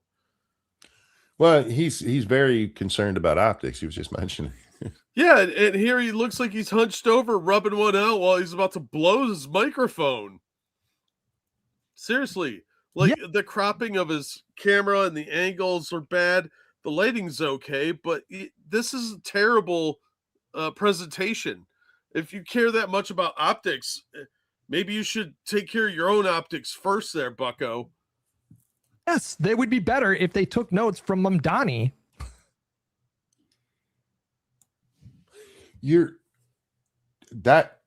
What? Connect, thank you. I blame Destiny and TYT for the influence. What of Hasan? Absolutely. They're the reason Hasan has risen. Without Destiny, Hasan doesn't exist. Yeah, and Chink gave him his first real job. Coming away from there without Destiny, Hasan, he's got a small game channel for a while and he disappears and gets a job at somewhere. Yeah. Oh my God. I got to talk about this side tangent. Frogan is back, baby. Frogan. She broke her arm, apparently, although not really. I don't fucking care. But she says she can't go get a real job, you see, because Donald Trump ruined the economy for healthcare workers. She has a degree in health administration, and people kept asking, well, what can you do with a degree in health administration? And repeatedly, she says research. Yeah. No. You can work as a barista. That's what you can do. Two things. One, even with changes that Trump has made, the medical field, if you have qualifications, you can get hired. You might have to move. I don't know where Frogan lives. If she lived in my town, she might have to move to the next town over where there's a bigger hospital. Yeah. But we have shortages because of all of the red tape that has to be done with that for health administration. But her trying to claim that she would be a researcher. No, if by researcher you mean you work in the records room, maybe, but that's not a researcher. Not the kind that we're talking about when you're talking about medical research, which is what she's trying to make it sound like. Like she's not doing cancer research. She might be looking up people's bills. Yeah, she's doing paperwork. It's an office job. Real quick. Thank you, Dark Horse Comics. Tim Wells has agreed to model for our newest hero for boys, Tampon Man, super absorbent and self-inserting. Yeah, that's a haunting image, but thank you. She probably broke her arm trying to move. She says she broke it when she was ice skating. The part that is most unbelievable to me about that is she broke her wrist, but it was only in a cast from her elbow to her thumb for 2 weeks. Taste testing food isn't research. Yeah, she's ice skating. Right, sure. Not buying it. The story just doesn't hold up. There you go. You got a new guy and he's exciting and he's on the come up and his popularity is rising and they had to lie about who he is. because I mean he's literally quite literally quoted Marx, and they're like he's not a commie. But my point with this is Hutch, say what you want about Hasan. Do I think he got Mamdani elected? No, I don't. But he did jump on that train much faster than a lot of you guys did, because they wanted a more electable candidate. Now it's New York, so you could actually get Karl Marx's dead body elected there. Yeah. But you can't be like, no, what we need is somebody like Mamdani. You do realize that you're arguing for Gavin Newsom, right? I don't understand what his point is with bringing up Mamdani when he's defending Gavin, because that's who they were talking about. I don't know. I think he just wanted to name drop. Are you saying that you should be like Mamdani and have a fake smile on your face all the time? Because you're not even doing that, bro. Yeah, well, most progressives can't smile. I think it's a genetic deficiency. But picking Mamdani's a terrible choice because Hasan takes credit for getting that guy elected. True. All right, we're going to move on to our next clip. That one's really long, and it's mostly just him bitching about Hasan. This is Jennifer Welsh, just like 2 days after this, where in the original interview, she's trying to make the argument that you should vote for Gavin Newsom. You just said, oh shit, does this not have her? Oh, I might have grabbed the wrong clip. Basically, she comes out and is like, Gavin Newsom is a piece of shit, so I understand what Hasan was saying. I'm only barely paraphrasing. Well, she's also one that keeps like getting all wet and drippy for Hasan too. Yeah. So, oh yeah. And she's not wrong. Gavin Newsom is a piece of shit. Isn't this chick from Dark Crystal? Ooh, skexy. Isn't New York 12 billion in the red? Yeah, Mamdani has just come out like, we got to raise taxes because we can't pay for all the money we spent. Yeah, have you seen the videos of piles of trash everywhere? Because they're not picking it up. It's New York. I just assumed. Yeah. Oh man, some of the biggest rats I've ever seen in my life were in New York City. 2 fucking days ago, you asked Austin and I almost said Destiny, Hasan.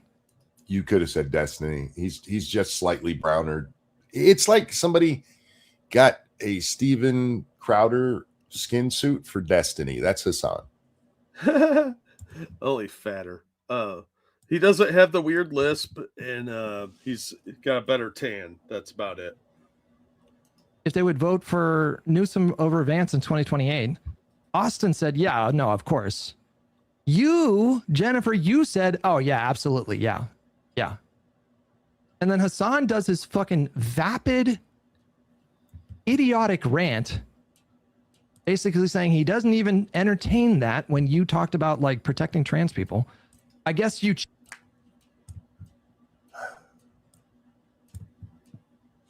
Okay, yeah, that all happened. But what did she say about him that's wrong? I wish I had the video so you guys can see it. She doesn't say anything wrong about Newsom. Newsom is a horrible politician. He's a horrible leader. California is suffering under that piece of shit. Yeah, he mostly just skates by because he smiles and women think he's attractive. Yeah. But I'm sure you're going to, talk to that. Is it worth destroying the entire economy so that a dude in a dress can piss next to an actual woman in public? Apparently. I hate this woman, a drunk wine mom with no brains and too many opinions. Yeah. Have you seen when she interviewed Taylor Lorenz? Yeah, gross. Yeah, I saw part of that and I was like, ugh. A meeting of the minge, man. It was horrible. Yeah. How much you want to bet that there was like a tuna scent that lingered too long in every room? These are old ladies. They smell like that really bad flowery perfume. Yeah. Fuck. Old ladies, please stop wearing that shit. When I walk through a waft of that, it just Changed in the last 2 days. This clout sharking succubus.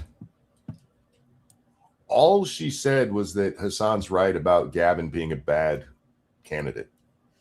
You know, if we called her a clout sharking succubus, we would be called sexist. But when he does it, oh, it's just a critique. I mean, he's not wrong, and she probably did make this video because Hasan was upset, if we're being honest, right? Oh, yeah, 'Cause absolutely. she loved her some Hasan, man, especially when he abuses dogs. Well, she's a communist, so yeah. But her critique of Gavin isn't wrong. This is what I've told you guys about, like with Trump. It's okay to admit when Trump fucks up.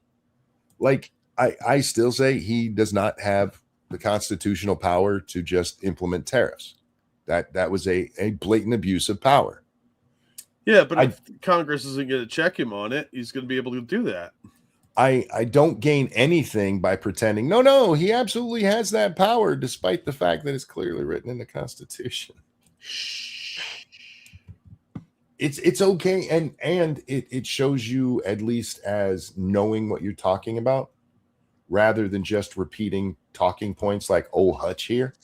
Yeah, you're allowed to disagree with something a politician does. Doesn't mean you hate them or all of their policies or everything they stand for. That's baby brains nonsense. There's even some validity to the idea of the lesser of two evils. I don't ascribe to that, but if you're that kind of person, like, I would rather have this bad guy than that horrible guy. That's legit. Yeah, but you have to admit that they're both bad people in order to have that conversation. Oh, of course. It is a way to resolve some situations. I'm sure it's not my moral stance, but I can understand it. Yeah. Talk about zero principles. These are the people that say that we have zero principles. Now you're doing a switch up 2 days later so you can... She said you had zero principles? I mean, he probably does have zero principles. I like how she's wearing a big sweater to hide her turkey neck. He has the principle of whatever the Democrats tell me. Yeah. Curry. Except he did, I believe, think they should go harder on the Israelis. Oh, he wants to get hard on some Jews, huh? He does, yeah. Favor with Hasan's audience? Like, this is so pathetic. Hello? What do you mean you've changed? You're not blue no matter who? You just 2 days ago. What are you talking about? Was it that rant from Hasan that got you to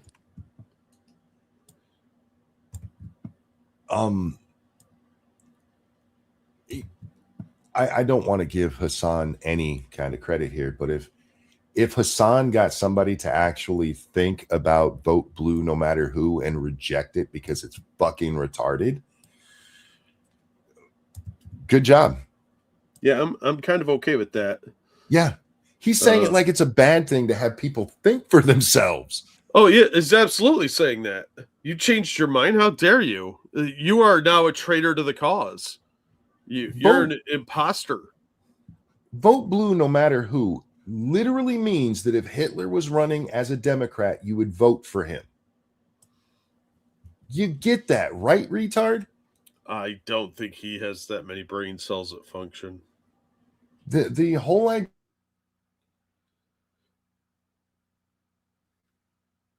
swing low. That I'm in my life with anybody but Bush. Anybody? Really? And his critique here is that Hasan got her to think. Now, I don't think Hasan actually got her to think. I think she's just repeating his talking points. But we're going with what Hutch is saying here. Yeah. This is what I was talking about with the Department of Education. If they read, they'll think. If they read, then they're going to do their own research. Can't do that. Just vote how we tell you to. Yeah, they're supposed to tell us how to think. That's what Brzezinski told us. Thank you, Pumpkin Trucker. Point of order, Monk. Would you rather walk through a cloud of floral perfume or smell a dirty old twat that hasn't seen a cock since the Trump administration? Honestly, the vagina. I'd prefer not to be around these people. How about that? That old lady perfume gives me my asthma is like, no. Yeah. So, well, and usually you get like that subtle hint of dead body in a rose bush anyway. You know, it's like somebody that sprays floral spray in the bathroom after they took a huge poop. That smell is still there. It's just masked by a flower garden they just pooped in. I've always wondered who decided floral scents is what we should have. Women. It's like with toothpaste, like who decided mint? Women came up with all this shit. I like mint, and I when I brush my teeth, I use mint toothbrush. That'd be a novel idea. A mint toothpaste. But like with the girls, when you're young, when you're teaching them to brush their teeth and stuff, it's always like fruity flavors. Gum, or fair, if it tastes like berry. bubble gum, we're probably gonna eat it. Maybe that's it. Like they'll eat it if it's bubblegum flavor. Yeah, it's refreshing enough to be delightful, but not enough that I'm going to eat it out of the tube like a snack. But why not like steak toothpaste? Because again, I'd eat it. You're gonna have other people would. You're gonna have this flavor in your mouth for an hour at least, unless you're drinking heavily. And I don't mean alcohol, just rinsing and rinse and rinse. This flavor is gonna last with you for a while, and they went with mint of all the flavors. Yeah, I think it's the Charlie Kelly thing. Remember that episode of Sunny where they were at the beach and he was eating the suntan lotion? Mm-hmm. I think it's lowest common denominator. They know somebody will eat it if it tastes good, so they're trying to avoid dumb people dying for some reason. But mint does taste good. It's a little too sharp in large doses, though. So I think it's one of those things that like special people won't eat. So I want steak toothpaste. That's all I'm saying. Yeah, I'm with you. Steak sounds really good right now. I am so hungry. There has never been a moment of my life where I've been like, nah, I don't want steak. Yeah, I'm with you. I haven't had steak in years. All right, back to. I want to move on to our next retard. That makes the point that I wanted to make. Is that he as he's trying to pretend he's principled, he just shows that he's not. He's literally offended at people thinking for themselves. Yeah, it's just about winning and being a little clout goblin. You're not allowed to think. Just do what I tell you because I'm a genius. That's a cute picture. And not just him, what the DNC tells him to do. Let's be honest. Hutch has not had a thought for himself in his entire life. Yeah, that's actually probably why he hates Hasan, because like I don't like Hasan, but he does occasionally try to think. He's just bad at it because he's really dumb and fat. But Hutch is just a repeater. And he wants to be more than he is, but he's incapable of it. He's plateaued. So he just repeats talking points, but he thinks he's smarter than everyone, but he knows he's not smart enough to be on par with like Destiny or someone like that. How do you make Hasan look smarter than you? Dude, it's a feat. It's almost a borderline miracle, like seeing a unicorn or capturing a Bigfoot. It's possible, probably, but somehow this guy managed to pull it off. It's impressive. What the hell? There's also pickle flavored toothpaste. What? That's disgusting. Ew. The whole pickle craze that went on there for a little while. Pumpkin Trucker, thank you. Toothpaste and toothbrushes were invented by West Virginia. Otherwise, they'd be teeth paste and teeth brushes. Fair. Fair. That's my teethus paste. Yeah, I love this picture, Phoebe. That's adorable. Just a perfect capture. That is from my phone. That's really good. Yeah, there's a reason I have this phone. You should see some of the pictures I have of the girls taken with this thing. Do you have an Android or an iPhone? It's a Pixel 4. Oh, really? Yeah. They keep trying to get me to upgrade, but it's expensive, and mine works. it doesn't ring all the time, and by all the time I mean ever. That's because you silenced it. No, because Lady Monkey used to get mad at me for not answering her text. And so finally I gave it to her. I said, look through it, figure out how to turn on the things. There's something wrong with the notifications. The only notification I get almost every time is from Snapchat. Everything else, it's a gamble. Yeah, I have that problem on my Android. I get phone calls okay, but anything else is I never get text notifications, and the others are kind of a roll of the dice. By the way, the Pixel is an Android system. Yeah, I figured. Yeah. Okay. Our other targ for the day. Uh-oh, it's a Jarbo. No, not. Oh God, it's worse. I was gonna say it's Jarbo's not as bad, which is not something I say very often. Oh, Candace.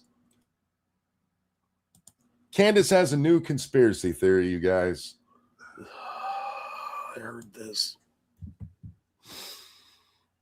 Just would like to ask why. She then says that Charlie woke up for a snack at 2:45 in the morning. And apparently he was so loud, the apartment's small, and maybe it was his excitement. He's like, yeah, you, yeah, I'm so excited. Who knows? Okay, we're not clear on that. But the implication is that's what woke up her 3-year-old daughter at 2:45. Charlie was moving around in the house at 2:45 and it woke up the child. And in Candace's mind, the only way to wake somebody up moving in a house is to be screaming. A small apartment. You know, because apartments are notorious for their thick walls with soundproofing. So clearly, you know, he was had to be hulking out and blundering around, knocking shit over. I can sleep through a train. And I know this because we used to live right by a train track and I slept through every one of them. But if little butt's in the house and she moves wrong, I immediately wake up. Yeah. We all have different things that wake us up, and especially somebody moving in a house. That's a really easy way to wake somebody up, even accidentally. And you're talking about a 3-year-old who, despite what she's about to tell us, they're not exactly the soundest sleepers. 45 in the morning. That's not when toddlers at the age of 3 wake up. Okay. These are sleep trained toddlers. Okay. Sleep trained sleeper agents. Sleep trained toddlers. I've never heard of that. I've never had a kid, but I've been around a lot of people that have, and I've never heard of a toddler that couldn't wake up instantly on the slightest thing that may or may not interest them.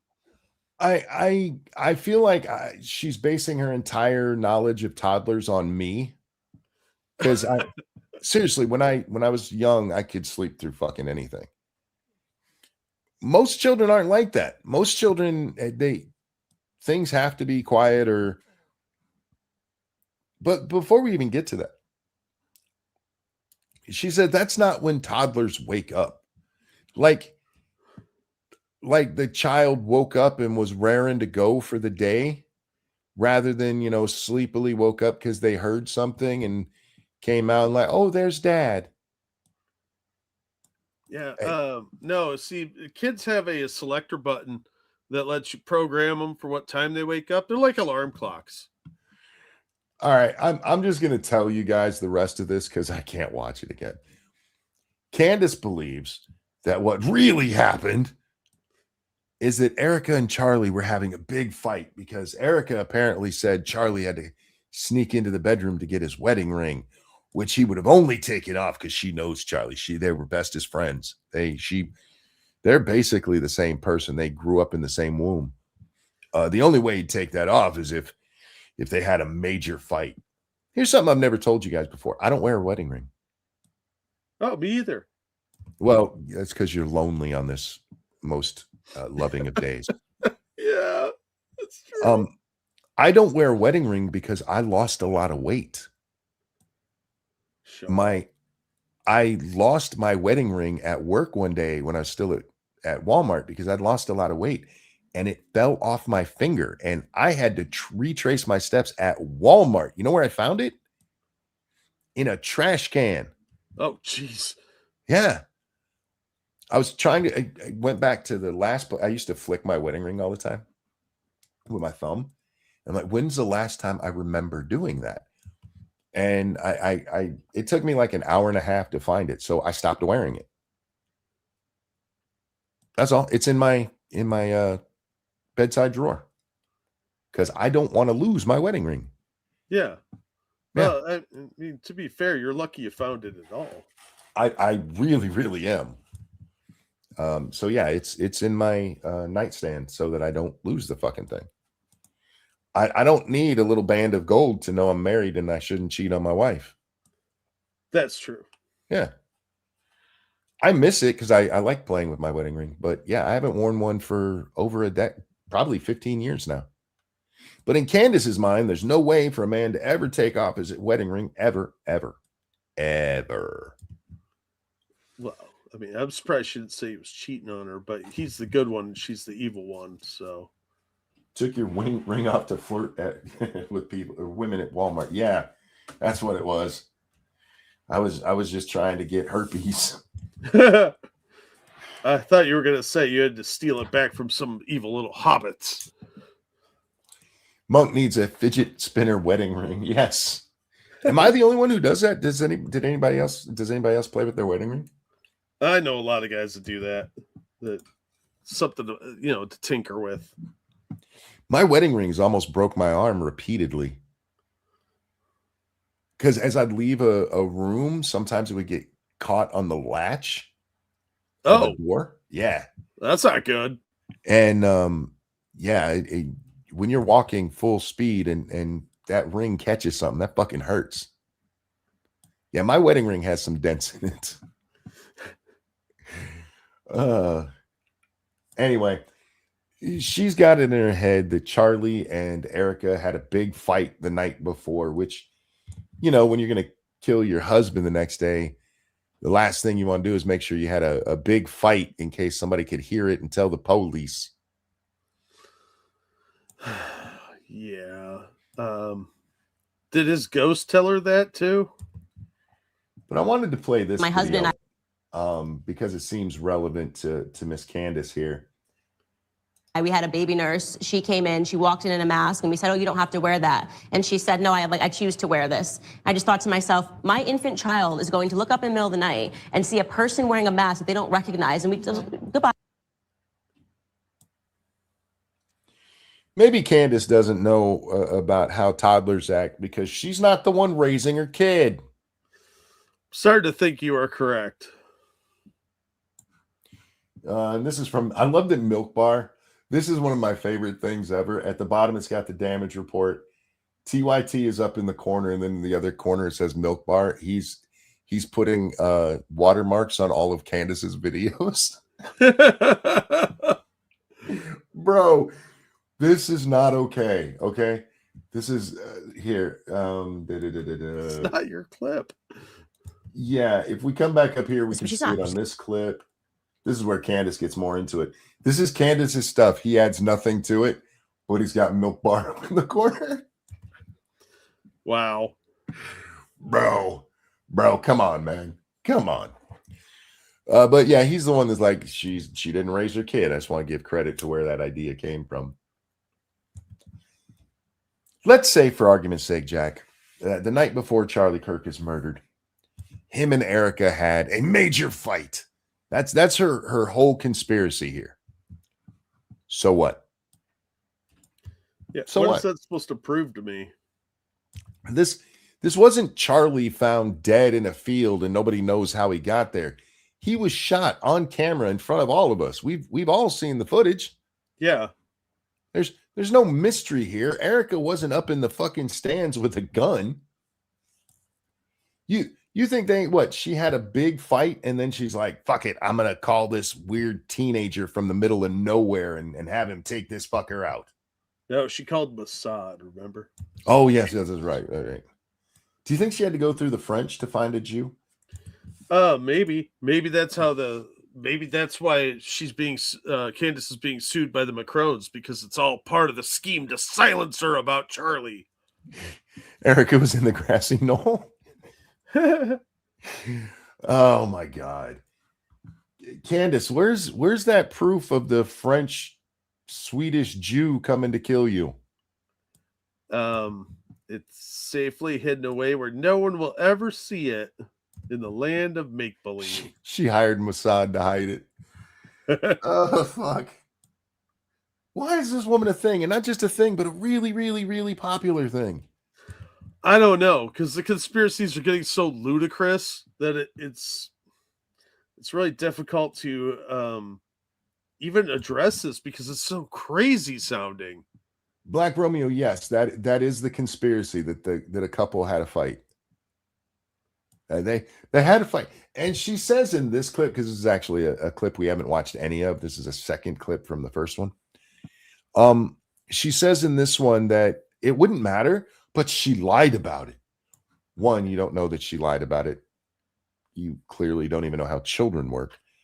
But more importantly, she didn't want to tell the world that she had a fight with her husband the night before he got murdered. Yeah, it's no one's business. It's got nothing to do with anything. Yeah. And that kind of guilt, like you had an argument, that's the last words you probably, well, among the last words you said were something said in anger. Yeah. That's going to haunt you forever. And in Candace's mind, this is some proof of something. You know what? I think this one's shorter. I think this one goes more into the conspiracy. When I take out my handy dandy notebook and I put a picture. She's literally using Blue's Clues language to explain her. It makes sense because her conspiracy theories are about on the Blue's Clues level. I would argue Blue's Clues is better written. But yes, I concur. Blue's Clues definitely does have deeper, more realistic mysteries. Yeah, and the guy with the shirt. For one of my daughter's birthdays, was it my daughter or my son's birthday? I think it was my daughter's birthday. Blue's Clues was really big at the time, but they hadn't started merchandising it yet. Oh. So I drew a big blue and made up little paws, and we played pin the paw on the blue. Oh, that's adorable. Yeah. I'm a good dad. Together using basic logic. Now we're applying basic logic. The idea that Candace even understands what basic logic is it's architecture. Have you seen that clip of her mispronouncing everything? Yeah. I saw Shapiro making fun of her too. Did you see that clip? I haven't. Do you have the clip of her saying all that? Could you find that? I can find it quick. Yeah, give me a minute. If we'll end the show with her stuff. I miss Blue's Clues, simpler times. I like the original Blue's Clues when they brought on the second guy. It's like, I was glad my granddaughters never really got into it because I tried, and especially the newer guy. Oh, it's just bad. But the original Blue's Clues was fun. And not trying to look at all of these different directions and all of these possibilities. I know there's that one kid in the back of the class, and you say, well, what do these clues tell you? And he raises his hand and he says, it tells me that Tyler Robinson shot Charlie. He acted alone on top of a rooftop. But that kid would be an idiot.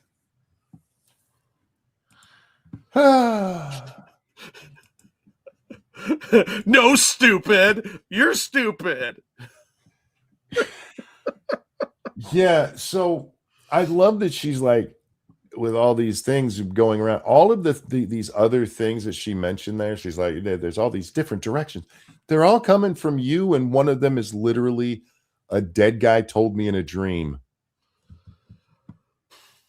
But the kid who sees Tyler Robinson jump off the roof, first seeing him walking up the stairs in the different pictures, jumping off the roof, them finding his gun with his prints on it, his own family turning him in, all of that, believing that makes you a retard.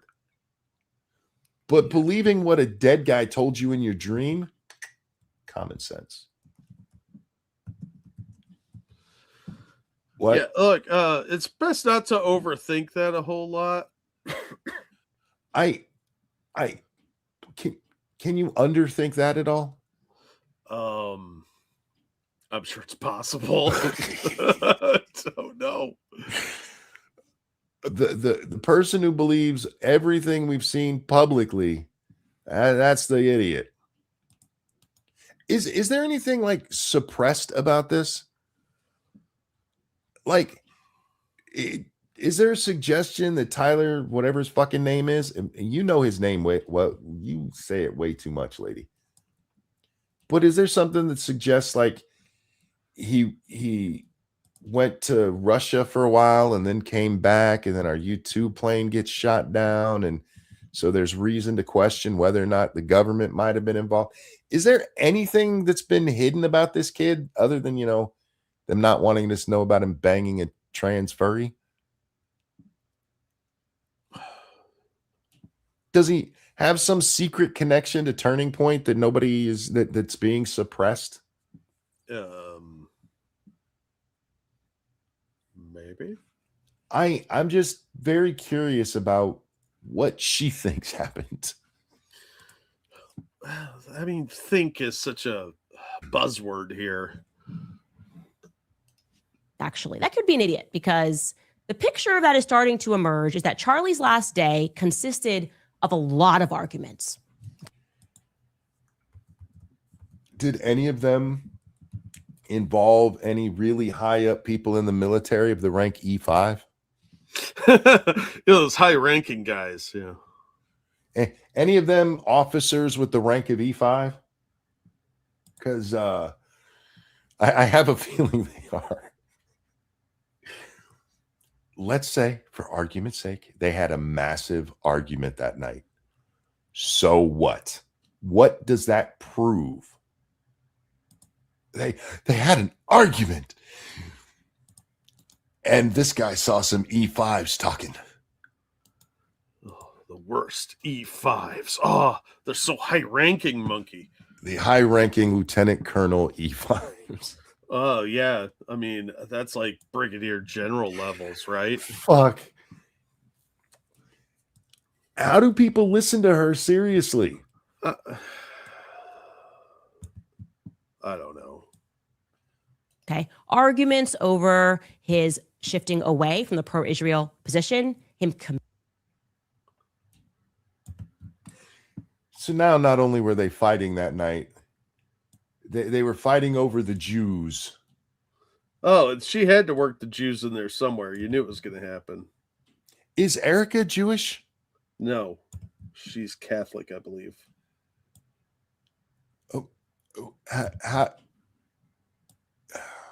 How'd the Jews come up? You know what? Fuck it. Fuck the Jews. Because apparently if you just hate Jews, you get to be really popular. Yeah, and people give you lots of money for saying fuck the Jews, right? She hates the Jews. Hasan hates the Jews, and they're the two biggest of their persuasions. I guess we just got to. I'm sorry, Jews, but I got to say fuck you for my own advancement. Yeah, it's a very popular thing these days to shit on the Jews. So communicating to people that he was over it, that he did not want the money, him communicating to people that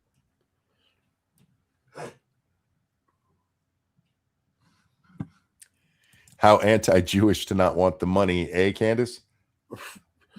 yeah, that kind of contradiction. Like if you're gonna be an anti-Semite, at least be consistent about it.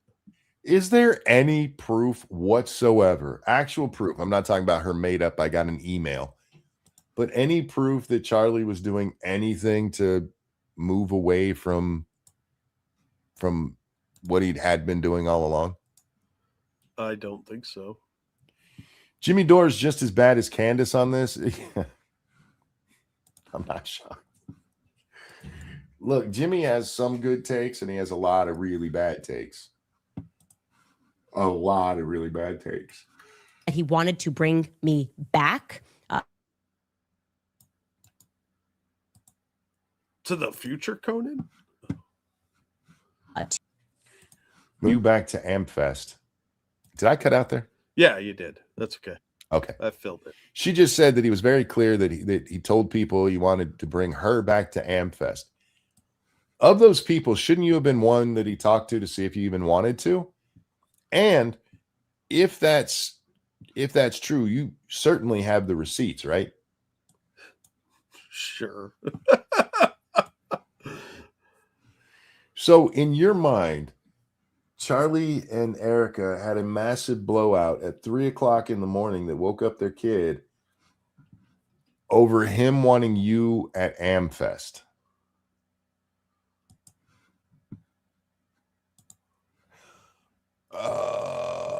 Okay. I see you have two links there, Jack. Which one? Second one. Second one. All right. So our brilliant strategist here. Let's take a look at our smart little cookie. Can I call her a cookie, or is that sexist? I don't know. Our smart little donut here. Is that any better? I Is think that works because it does have a hole in it. Racial connotation to donut that I don't know about? I don't want to get a Trump thing and have a Lion King thing going on and be in trouble. No, I think you're safe with that one. The women might get upset with you because you're saying they got a hole, but other than that, I think you're all right. So she has millions of followers, and you think, okay, this is an illiterate person. Kind of read books. I'm just fascinated with learning real history because I think that truth is kind of, what actually has happened, the events of our world, is obviously, as the expression goes, way stranger in fiction. To do it again.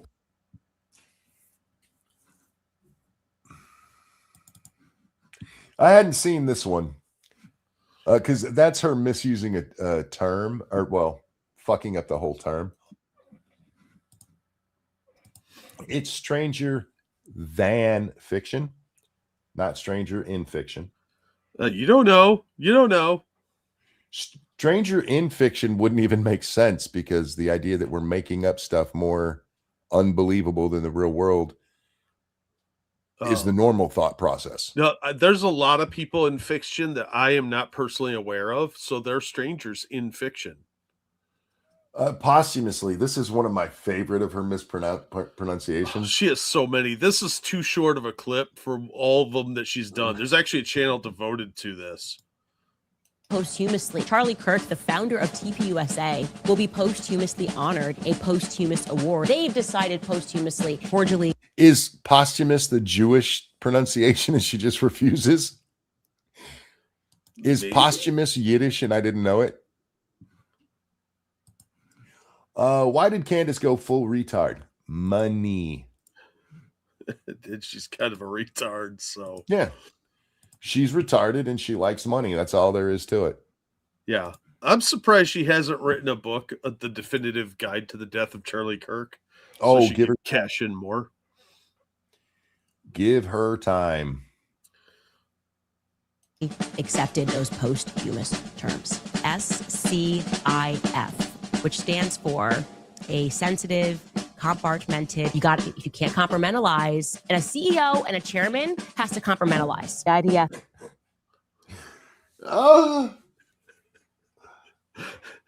I can't even say it the way that she says it. I can't either, but I'm sure if I was drunk enough, maybe, but.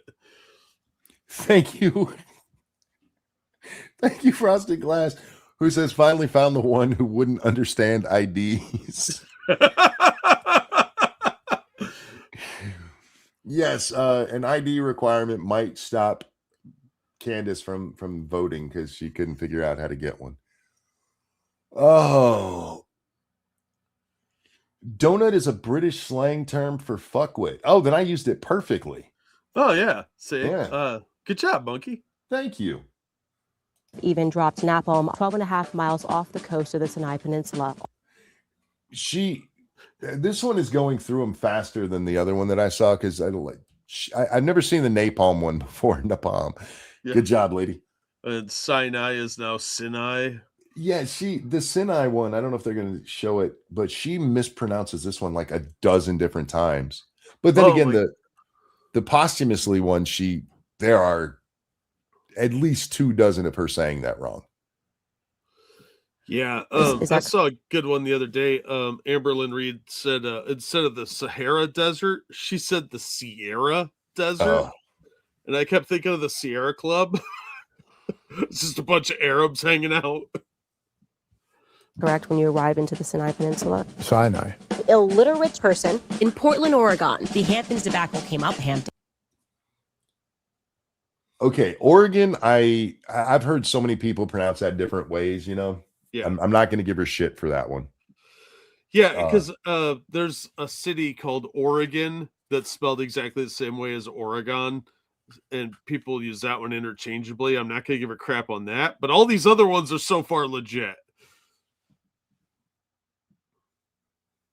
Uh-oh. What's a debacle? Yeah, to me, the Oregon thing is like pecan versus pecan. Yeah, Yeah. This one, there's just no excuse for it. And look, guys, we've talked before, mispronouncing things, it happens. Like Oh, I yeah. watch the Pegasus again, and he mispronounces stuff all the time because he's from Singapore, and our words, you know, especially if he has to pronounce somewhere in the United States, it's always funny watching him try to say it. yeah, it is. Because he doesn't have an accent, so he just sounds American, and then he'll mispronounce something. So obviously he's actually Canadian. But there comes a time where you're just saying it wrong, and that the people in your life don't care enough about you. Go, hey, you said that wrong. It's not insulting to tell somebody they said something wrong, and you're just helping them not look like an idiot again. Yeah, usually that's a good thing. A debacle. Okay, remember that whole debacle? We knew a kerfluffle happened as this dress kerfluffle causes this whole race kerfluffle. Ways you can honor Charlie. Stop telling us that it has to always be Miss Macabre, like retired. Macabre is macabre. Yeah. Yeah, I dropped the link to Candace reading. That's a Twitter page that's just small clips without the drum beats of her saying words wrong. And they like do a new post every now and then. It's worth a follow. Green Brett, allegedly a heart attack. Normal passion, not this like chat GBT. At last I check, everybody uses the terminology blitz, blitzkrieg, everybody. Who is Craig and why is he blitzing? Blitzkrieg.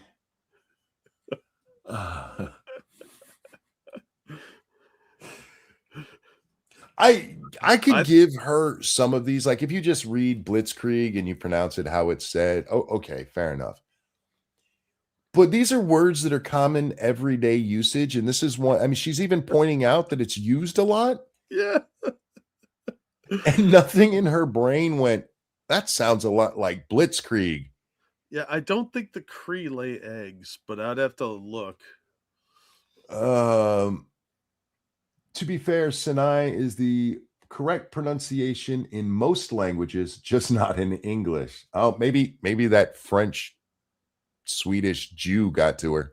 Oh my gosh. Uses the term blitzkrieg, and so I called it Blitzkrieg Week. You can't even say blitz means lightning, Krieg means war. Even I'm pretty sure Krieg does not mean war. I don't know what it means, but I'm pretty sure it's not war. I hope not. That you wouldn't need to get a manlier language if that's the case. This what makes it funny.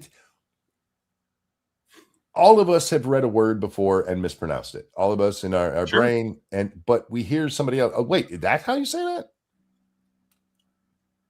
The archipelago thing. I you know how long it took me to be able to say that? I was in my 50s. We're all proud of you. And if I try reading it, I still can't. My brain is just like, that's not a real word. That's archipelago. But you pick up clues from, other people talking. And this is just more proof that this bitch doesn't listen to anybody. and the NFL football team say Blitzkrieg, like, God, like, no, he just liked the architecture. Smells and the bells, he loved the architecture. It was about the architecture. Like, yeah. To be fair, sometimes, like with stucco, there is a texture when they're doing the arcas. It'd have been funny if she said orca texture. This is like the ask me a question thing, but as a whole person. Yeah. Yeah. She needs to go down to take an ambulance down to the library. No, like he loved the architecture. I think this may have been about more than the architecture. Jewish people were in control of the slave trade. They've buried a lot of it. Buried the Charlie Kirk story. All right, buried. That's another one that I'm gonna give her a pass on, because if you're from the South, you know lots of people have been buried. No. Yep, That's just hillbilly slang. That's buried. I'm not gonna let her. I'm not gonna let her get away with much, but this one is buried is common usage for a lot of people. Architecture is not. Well, she done did that, so. What about his burial? How come we haven't seen anything about his burial? Alex Jones was just burying himself, and Alex Jones jumped into the fray.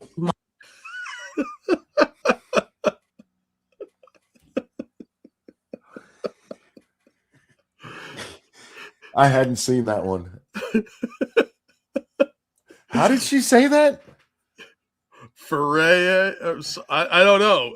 It's Fourier. Jumped into the fray. Foray. Did she mean into the fray or the Fourier? I don't know. I think she meant fray, but it sounded more like Fourier. Like if Alex Jones was diving into the foyer of your home, I'd watch that. I'm just saying. Like, share, and subscribe. By the way, this is my favorite of all of them. Mock me and Tucker Carlson. It's always got to be Tucker Carlson, camera Owens, and of course. You got your own name wrong. I've spelled ranting monkey wrong before. And the original time that happened, it was literally a keyboard issue. There was something under my K button. I eventually had to clean it out. Yeah, it was the Ranting Money show. I remember that. She messed up her own name. Yeah, out loud in front of the world. Cameron Owens.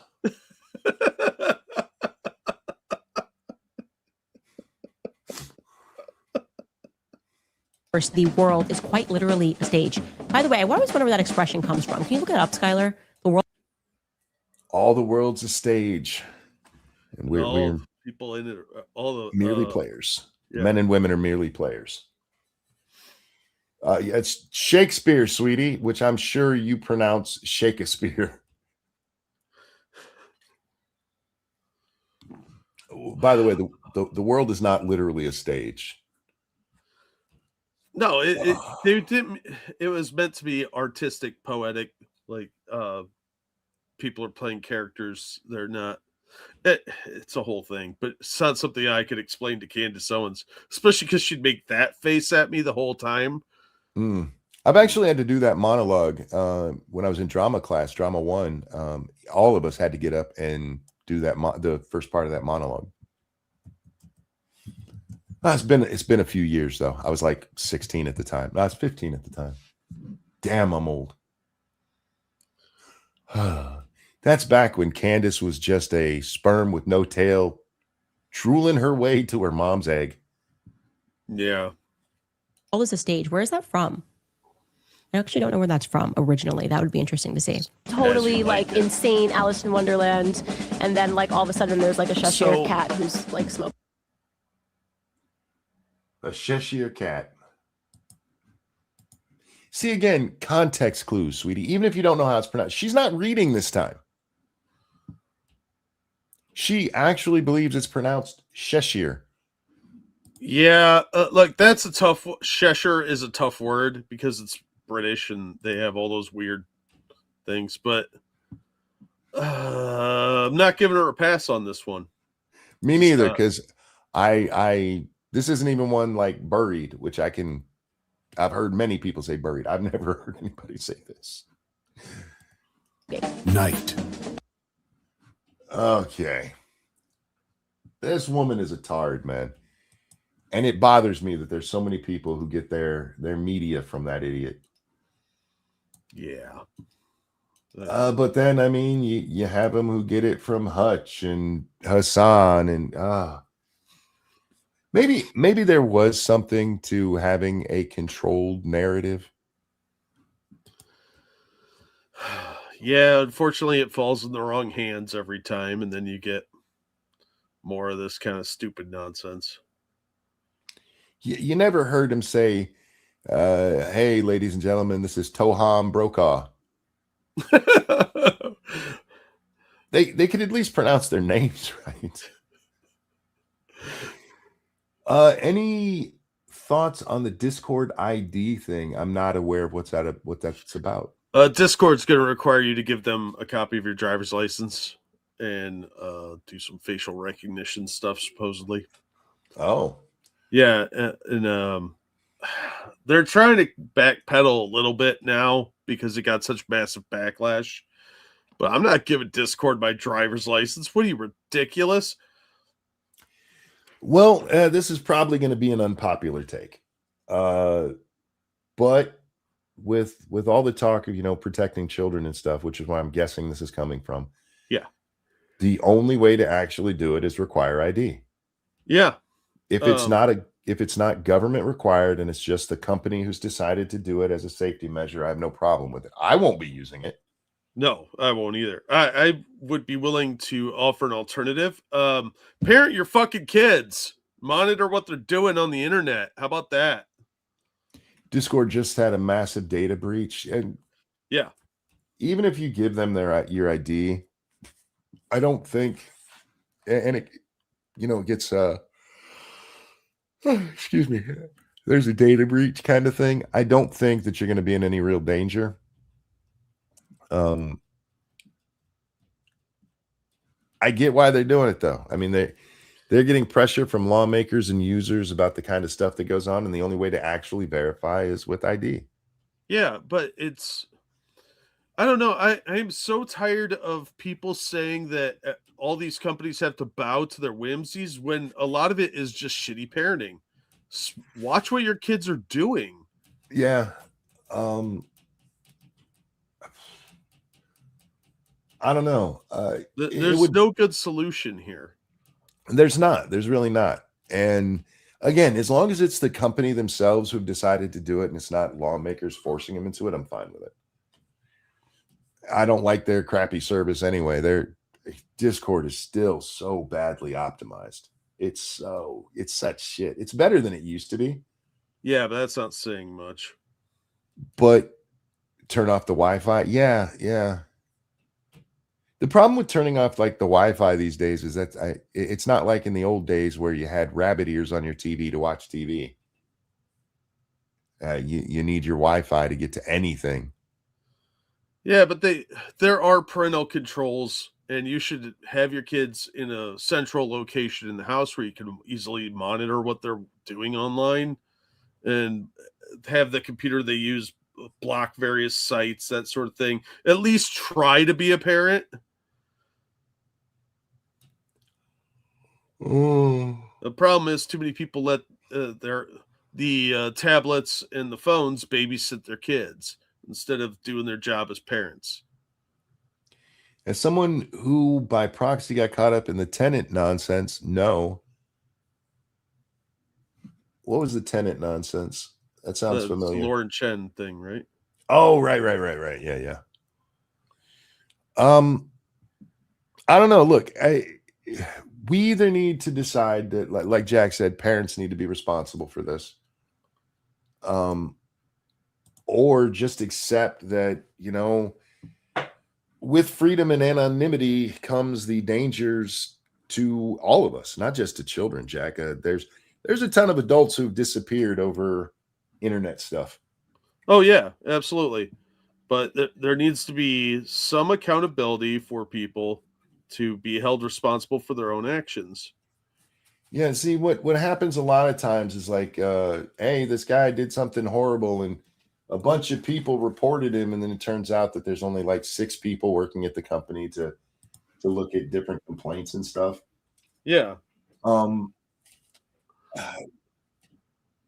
But there's this weird delusion that a lot of people have is that the world is a safe place and there's only a few bad actors. You can't Yeah. have that mentality when you go on the internet. yeah, you'd be better off teaching your children about the dangers of the internet than letting the internet parent for you. Yeah, absolutely. And whatever happened to stranger danger? Now it's like go in Roblox and have fun, do whatever. I'm going to be in the other room, goofing off and not being a parent. No, you have to assume that there's predators all over the place on the internet. Yeah. And unfortunately, the kind of kids who get caught up in this stuff are the same kind of kids who got caught up in shit when we were kids. And by that, I mean, I don't want to say not smart, Jack, but naive. Yeah, overly trusting. Yeah. Which is what kids are. Yeah. But some of them just don't seem to have a danger component in their brain. Yeah, well, Darwinism, Which is why, as parents, we're supposed to look out for them. They will reach for the hot stove. Yeah, they will go with the stranger that has oh, you have a pony and a puppy? Oh, boy. No, did you? Not. It's not that they're not very smart. It's they're naive, and those are different. Yeah, being too trusting and being stupid aren't the same thing. But there's a tendency when something does go bad to blame the company that runs it, like Discord. Nobody wants to take responsibility for their bad actions. It's only when you do something awesome that you're like, yeah, I did that. Not like, oh, I didn't watch my kids, so they're out playing in the street and got hit by a car. No, they don't want to take any responsibility. Oh, how dare you run over my child? Having our names attached to everything private that we do online, that is nobody's business, is its own recipe for disaster. It definitely will be abused by politicians, and anything you do that's monitored has the chance of biting you in the ass somehow. It comes down to the old thing. One of the safest countries in the world, especially crime-wise, is North Korea. Yeah, because it's an absolute police state. Yeah, because nobody wants to get busted committing crime there. So which would you rather? To live in the safest place on earth where you're very limited in what you can do, or live somewhere like here where there's a chance you get shot just because you went to Subway on the wrong day and some retard decided to shoot up a 7-Eleven and hit you with a stray across the street. Yeah. Which one's better? Freedom is scary. Live with it. Yeah. John Bryan, smart guy.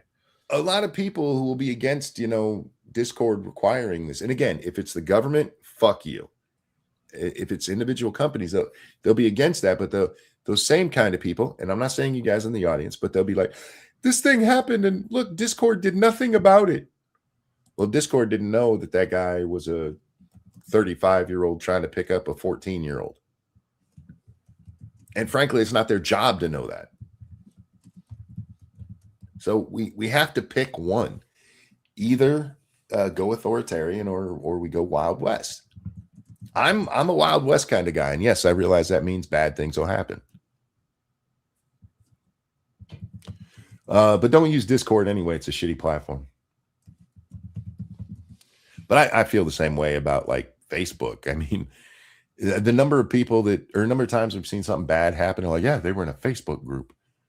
Yeah. Like, what the fuck is going on at Facebook? What are they, 80? Because like Facebook sucks because it's so censorious and they require a lot of stupid measures like this now. But yeah, you're going to see it's an opportunity for somebody to do something similar to what Discord does, but not have the ID requirement. I had to show my ID to use Facebook. That's real. Yeah, I don't like that either. But that's why a lot of people don't use Facebook because it's fucking garbage.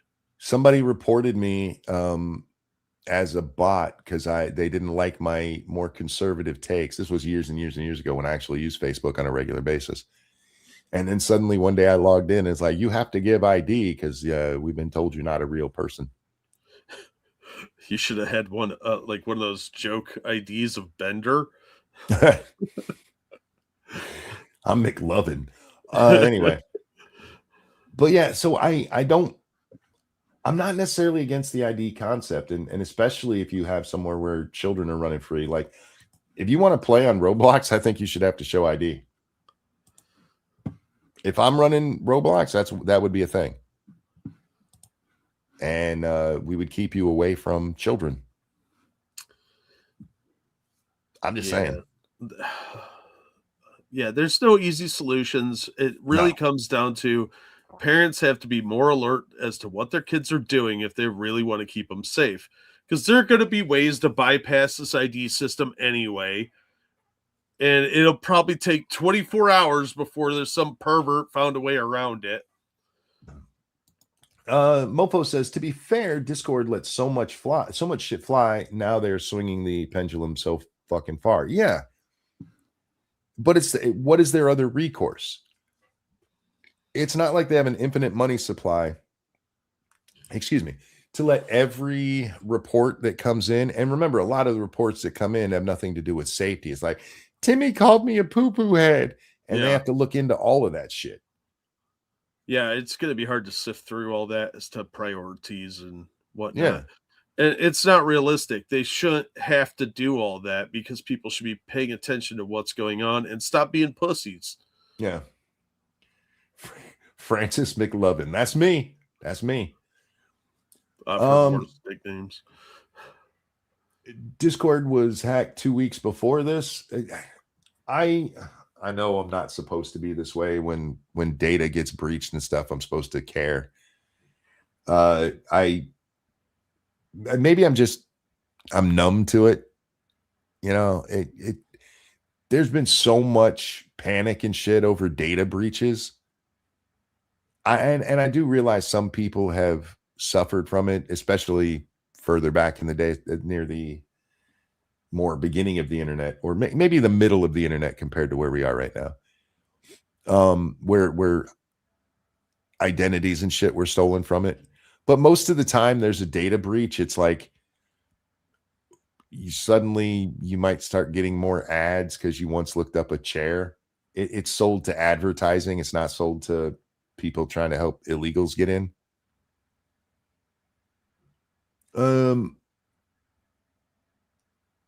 Hasan and Hutch being retard moment. I like laughing at the two tards when they're at odds with each other. It makes me happy.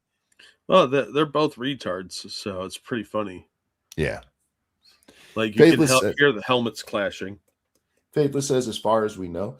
Well, if Twitter got breached, what could they get from me? They could probably get my ID, and not because I showed my ID, but because my credit card is attached to it, because I do pay for my Twitter. So yeah, I guess, you know, my credit stuff could be stolen, but even that, notice that we have far less of those of the companies that are there to protect you in case of credit card fraud, because a lot of the protections are now built in. My wife gets a notice every time her card is used. And that way, if there's, you know, something that pops up, she's like, oh, I didn't do that. She can immediately call the bank and put a kibosh on that. Instead of it being like back in the day where suddenly somebody goes to apply for a loan and they're like, you're $70,000 in debt. And they're like, huh? Yeah. I remember I had a credit card get hacked. It was before 2000. And somebody had taken, because back when the credit card numbers were on the receipts, and it was a friend of mine took the number and used it to get like the lamest porn site subscription on earth. And it took me like 40 hours to get that sorted out. And finally I got to somebody on the phone that would actually like fix the problem. And when something similar happened like 2 years ago, when we got those COVID checks, I guess it was 4 years ago now, 5 years. Yeah. It was like a phone call. Like they called me and they're like, did you authorize this? I was like, no. They're like, all right, we'll send you a new card. I was like, oh, that was easy. So yeah, they've gotten better about that because it costs them money too. Annalyn says they leaked IDs and credit cards from Discord, so it is a big deal. I'm not But saying it's not a big deal, but okay, let's say your credit card, your credit card information is on Discord, right? And you find out about this leak. You call your bank, and in 2 weeks, everything other than your ID being known is taken care of. I need to cancel that card, have a new one issued. The end. I'm not saying it's something that nothing is wrong there. I'm just saying it's not some massive deal, in my opinion. It's not as big of a hassle as it used to be. No. You can take care of that in a single phone call in 5 minutes.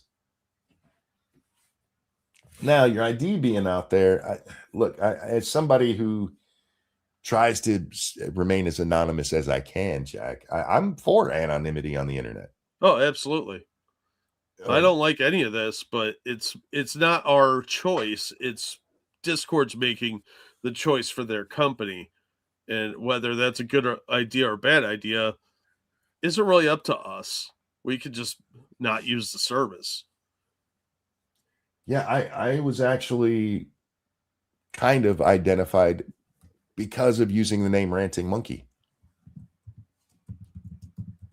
Not anybody looking up my information, but if that person wanted to, they could have easily found out my whole name and everything, and every bit of it just comes from the name Ranting Monkey. So, never been on Discord anyway. Yeah, it's a shitty platform. You didn't miss anything there. It was even lamer than that. It was a chick that didn't even get naked. What? Yeah, that's what they used my credit card for. To subscribe to some chick's website. She didn't even get naked. What the hell? Yeah, because what first time it was a Capital One card, and the first time I talked to them, they would only give me the website name. So I emailed the webmaster there to get the login information, and I looked at the site, and I'm like, "This is pathetic." There wasn't even real titties on there. It was like just the edge of the areola, just the top of the crack on the butt. No naughty bits of any kind. It was fucking pathetic. I was enraged. I'm like, you went to all that trouble for this pathetic nonsense. I will never understand people who pay for porn. It's been free on the internet since the internet has existed. Yeah. It's just sad. And now, these days, even you don't even have to worry about it. There are clean sites out there. There used to be sites where you're like, I don't know if I should click on this. Yeah. Now they figured out that there's a lot of money, so they want safety and security for their perverts. This is Kyle. Thank you so much. Who says, mind if I get a song for my 31st birthday? Yes. Yes, you mind, or yes, you're giving him a song? Yes, I mind. That's what he asked. Oh. Yeah. Moving along. No, Kyle, it's your birthday around here. We do this, and this one's for you, my friend. Very long time supporter of this channel. Kyle's good people. Yes, he is. Damn it, Kyle. Kyle, this one's for you. And a 1 and a 2. Happy birthday to you. Happy birthday to you. Happy birthday, dear Kyle. Happy birthday to you. Happy birthday, sir. Hope you have a good one. I really, really do. He laughed. See, Kyle's been around a long time. He knows how it is. All right, it's Valentine's Day, Jack. It is. Big plans? Yeah, I'm going to do nothing like usual. I'm going to work on videos. That's about it. Do you like Valentine's Day? I am indifferent to it. I never liked it. I'm going to humble brag here. Because I'd get embarrassed by the girls hitting on me back when girls were icky. Look at you little show off. I know it's rough being this cute and always having had charisma and ladies around. But I didn't like it because it made, I know I'm very, very modest. It made me uncomfortable. I didn't mind giving out the cards to everybody because to me it didn't mean anything. It's just like it's Valentine's Day. But certain young ladies would make a big deal out of this is for Frank, and it made me uncomfortable. Well, I realize some of you guys are lonely and that probably hurt you a lot, but it shouldn't hurt you as much as being alone today. wow. Yeah. No, it's just, to me, it's a stupid holiday because it's in the middle of winter. Yeah. Like, why wouldn't you put this in like April when flowers are blooming and it's a lot more romantic? Chicks are a little hornier. In February, really? That's the other thing that always bothered me is because we're coming out of okay, so New Year's is the end of the holiday season, right? Yeah. And you don't get another real holiday, especially when you're a kid, until Easter, when you get candy. Yeah. And then there's Valentine's Day in the middle of there, which isn't really a holiday for kids. You have the little cards and stuff, but other than unless you're a Democrat, you're really not trying to get kids to hook up. Right. We have this big blank spot where there's a holiday should be there, a good holiday where you get a day off. You don't get a day off on Valentine's Day. You got to take your shitty little cards to your friends. You get what, like Martin Luther King Day is about the closest one. Not even. Yeah. And back then, I mean, close for that. We used to have what, President's Day or Lincoln's birthday. Whose birthday was it that used to fall at this time? It was either Lincoln or Washington. It was one Yeah. of the two. And then they're like, no, it's President's Day now. And so they ruined that for us. Yeah. Valentine's Day was created to sell cards. I don't mind that. I really don't. Sweetest Day, on the other hand, is just shit. That's because they're trying to double dip. We just had Valentine's Day. Now you have Sweetest Day. Fuck you. Yeah, I don't subscribe to Sweetest Day. No, but Valentine's Day, I am okay with the idea that once a year you make a big deal out of your woman. Because let's be honest, it's not for us. It's not for men. No, it's not. And it's designed for guys that don't celebrate their women frequently. They don't show appreciation for the women in their life. So, Frosted's ever heard of Sweetest Day. But yeah, it's just a lazy guy's holiday, and it's a scam to make a bunch of money. I always thought it was stupid because you should be showing appreciation every day of the year. But yeah, because women love it, you buy them shiny trinkets and some flowers and have a nice dinner or whatever. Fine, it's just not my thing. A couple people in chat don't know what Sweetest Day is, and you guys have no idea how full that makes my heart. Yeah, they're saying Swedish Day. Well, at least then we could have Swedish fish. Sweetest Day was a thing. Is it still? Does anybody even still talk about it?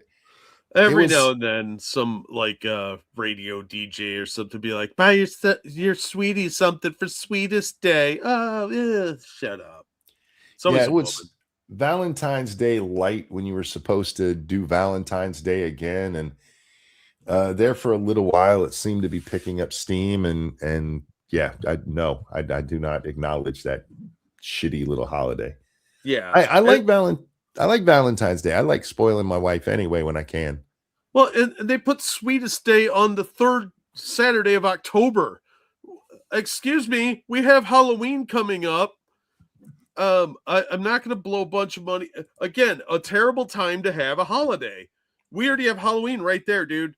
And you're not. We already got candy lined up, so fuck you. My problem isn't with the timing of it. It's that it's literally like if you just did an actual Christmas in July and we're supposed to suddenly buy trees and decorate again. Yeah, it's we already had that day. Yeah, it's a cheap knockoff. It's the lead-coated Chinese Temu version of a real holiday, which is sad. I haven't really been on Twitter, but I did pop over there right before the show because I was looking for the clips to use.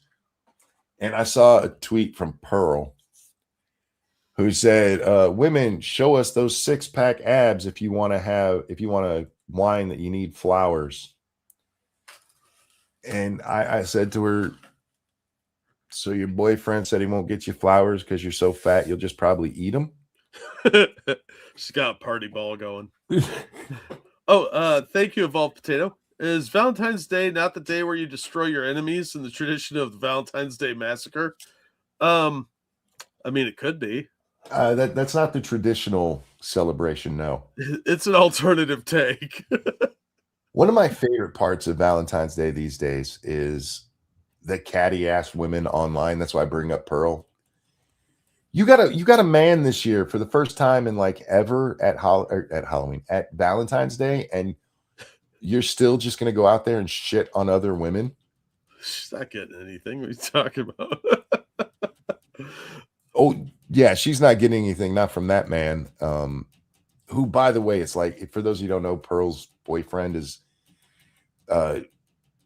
if you took Andrew Tate and made him less personable, which is impressive. Yeah. And a little bit gayer. But I like watching the women shit on each other over whether or not their men did enough for them, or whether or not their man deserves them, and all of the whiny, bitchy shit that women do to each other. Yeah. Because that shit makes me happy. I like seeing miserable people trying to make other people miserable. Oh, they love bringing other people down. It is that saying misery loves company is really one of the truest idioms I've ever heard, because miserable people will do anything to tear others down. Did you see that Ro Khanna accused 4 men in the Epstein list of being predators, and the only reason they were in the list is because they were brought into a lineup? Wow. No, I did not see that. Yeah, the one when they named Les Wexner, because Ro Khanna named 6 people in the Senate well, or wherever he's immune. But then he named Les Wexner, and he's I think the only one that was listed as a co-conspirator in the files. Damn. Ro's a bad person. He just is. He is. I do agree with him on releasing a lot of these files unredacted, but not for the same reasons he wants it done. I saved a shitload of money on Valentine's Day by switching to single.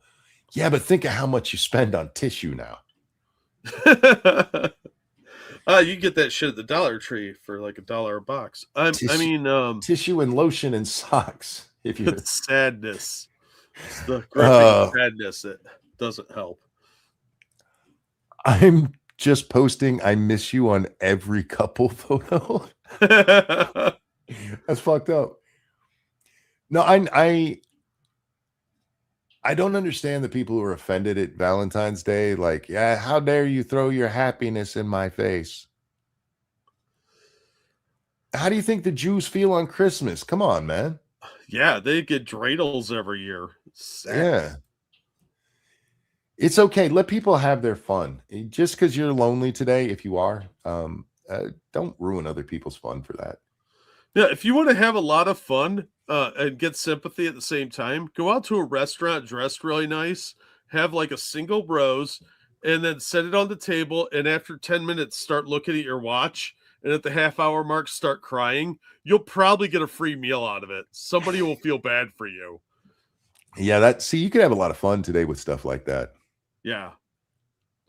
Like, or if you're rich, get a real doll and take her to the restaurant. There you go. If you go to like a big box store and somebody wishes you happy Valentine's Day, just start crying. Yeah. They won't know what to do. And just slowly walk away. It's just another Saturday. Yeah, I mean, for most people it is. It's not just another Saturday. It's Saturday the 14th, which means you should watch the movie Saturday the 14th. That movie was crap, and you know it. I know it was crap, but I like crap movies. Fair. Y'all really got me to piss myself laughing. You should clean up. Yeah, whatever you're into. So have you been keeping up with the quartering drama? I don't care about happy couples. I'm happy for them. It just ain't for me. No, and I get that. But there are people out there who, especially, I don't see it as much on Twitter these days couple years ago, but really on Facebook, just people like, oh, you shouldn't be shoving your happiness in other people's faces. Get bent. Get bent, you miserable shit. That's why you're alone. Stop noticing my happiness, damn it. Yeah. I mean, we see the same thing on various different holidays. I've seen it on Mother's Day. People who are genuinely like, my mom died. How dare you? Yeah, mine too, fucker. All moms will eventually die. It's how humanity works. You don't get to ruin everybody else's time because you had a bad day. What is this, a Disney movie? Right?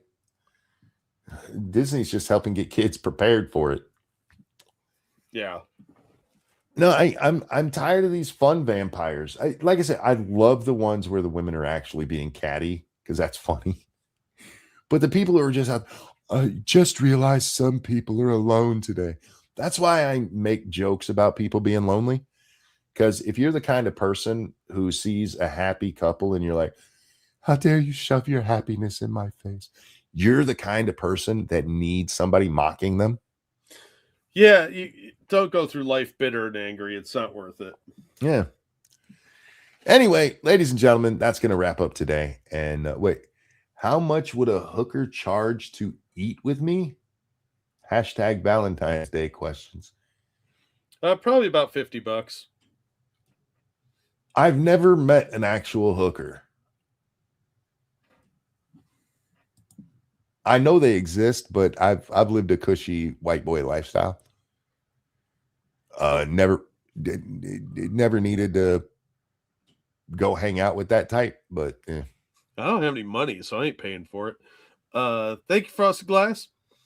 I tried your get a table and a single rose idea, but not only did the staff not care when my date didn't show up, but they got pissed and kicked me out.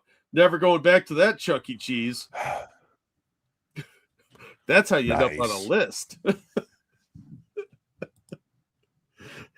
You never met your mom. What? I don't know how you got that from the story. Who doesn't like pretzels? I don't like pretzels. They're too dry. I like soft pretzels. Yeah, I have some that I put in the toaster oven. They're worth every penny. They're delicious. Super pretzel, good stuff, man. And the Auntie Anne's that you can buy in the store are really good too. You know why they serve pretzels in bars, right? It's to make you drink more. Yeah, of course, because the salt on it dehydrates you. Yep. I'm not a fan of crispy things. Me and my wife just had this discussion the other day. Like, I like a thick crust pizza because thin crust is all crunchy and nasty. Yeah, I generally prefer like deep dish or thick crust, but every now and then I'm okay with thin crust. It kind of depends on where it's made because some places have better crust than others. All right, but yeah, we're going to wrap this one up because now we're talking about pretzels. So, guys, thanks for coming out and hanging out with us. Thank you for the donations. You guys are so kind. Jack, anything you want to show? I'll drop some links to some cool videos. I'm going to have another video drop here in probably about an hour that I was planning on having out yesterday, but had some issues. But thank you guys so much for all the tips. You guys are awesome. As I said at the beginning of the show, I've just been lazy, guys. Getting back to it and should be back tonight. I don't know what time because I'm not thinking I'm getting much sleep today. So, boo. I'll see you guys when I can. Jack, a pleasure as always. Always glad to be here. By the way, today was the last episode of The Corner on Frosted Glasses channel. Go check it out. It was a good time. Oh, yeah. And congratulations on your run, Frosted. That's awesome, bro. Yeah. Guys, take care. We'll see you next time. Bye now. Bye. I forgot to say I love you, but it's Valentine's Day, and I don't want any of you sending me your pictures of you naked.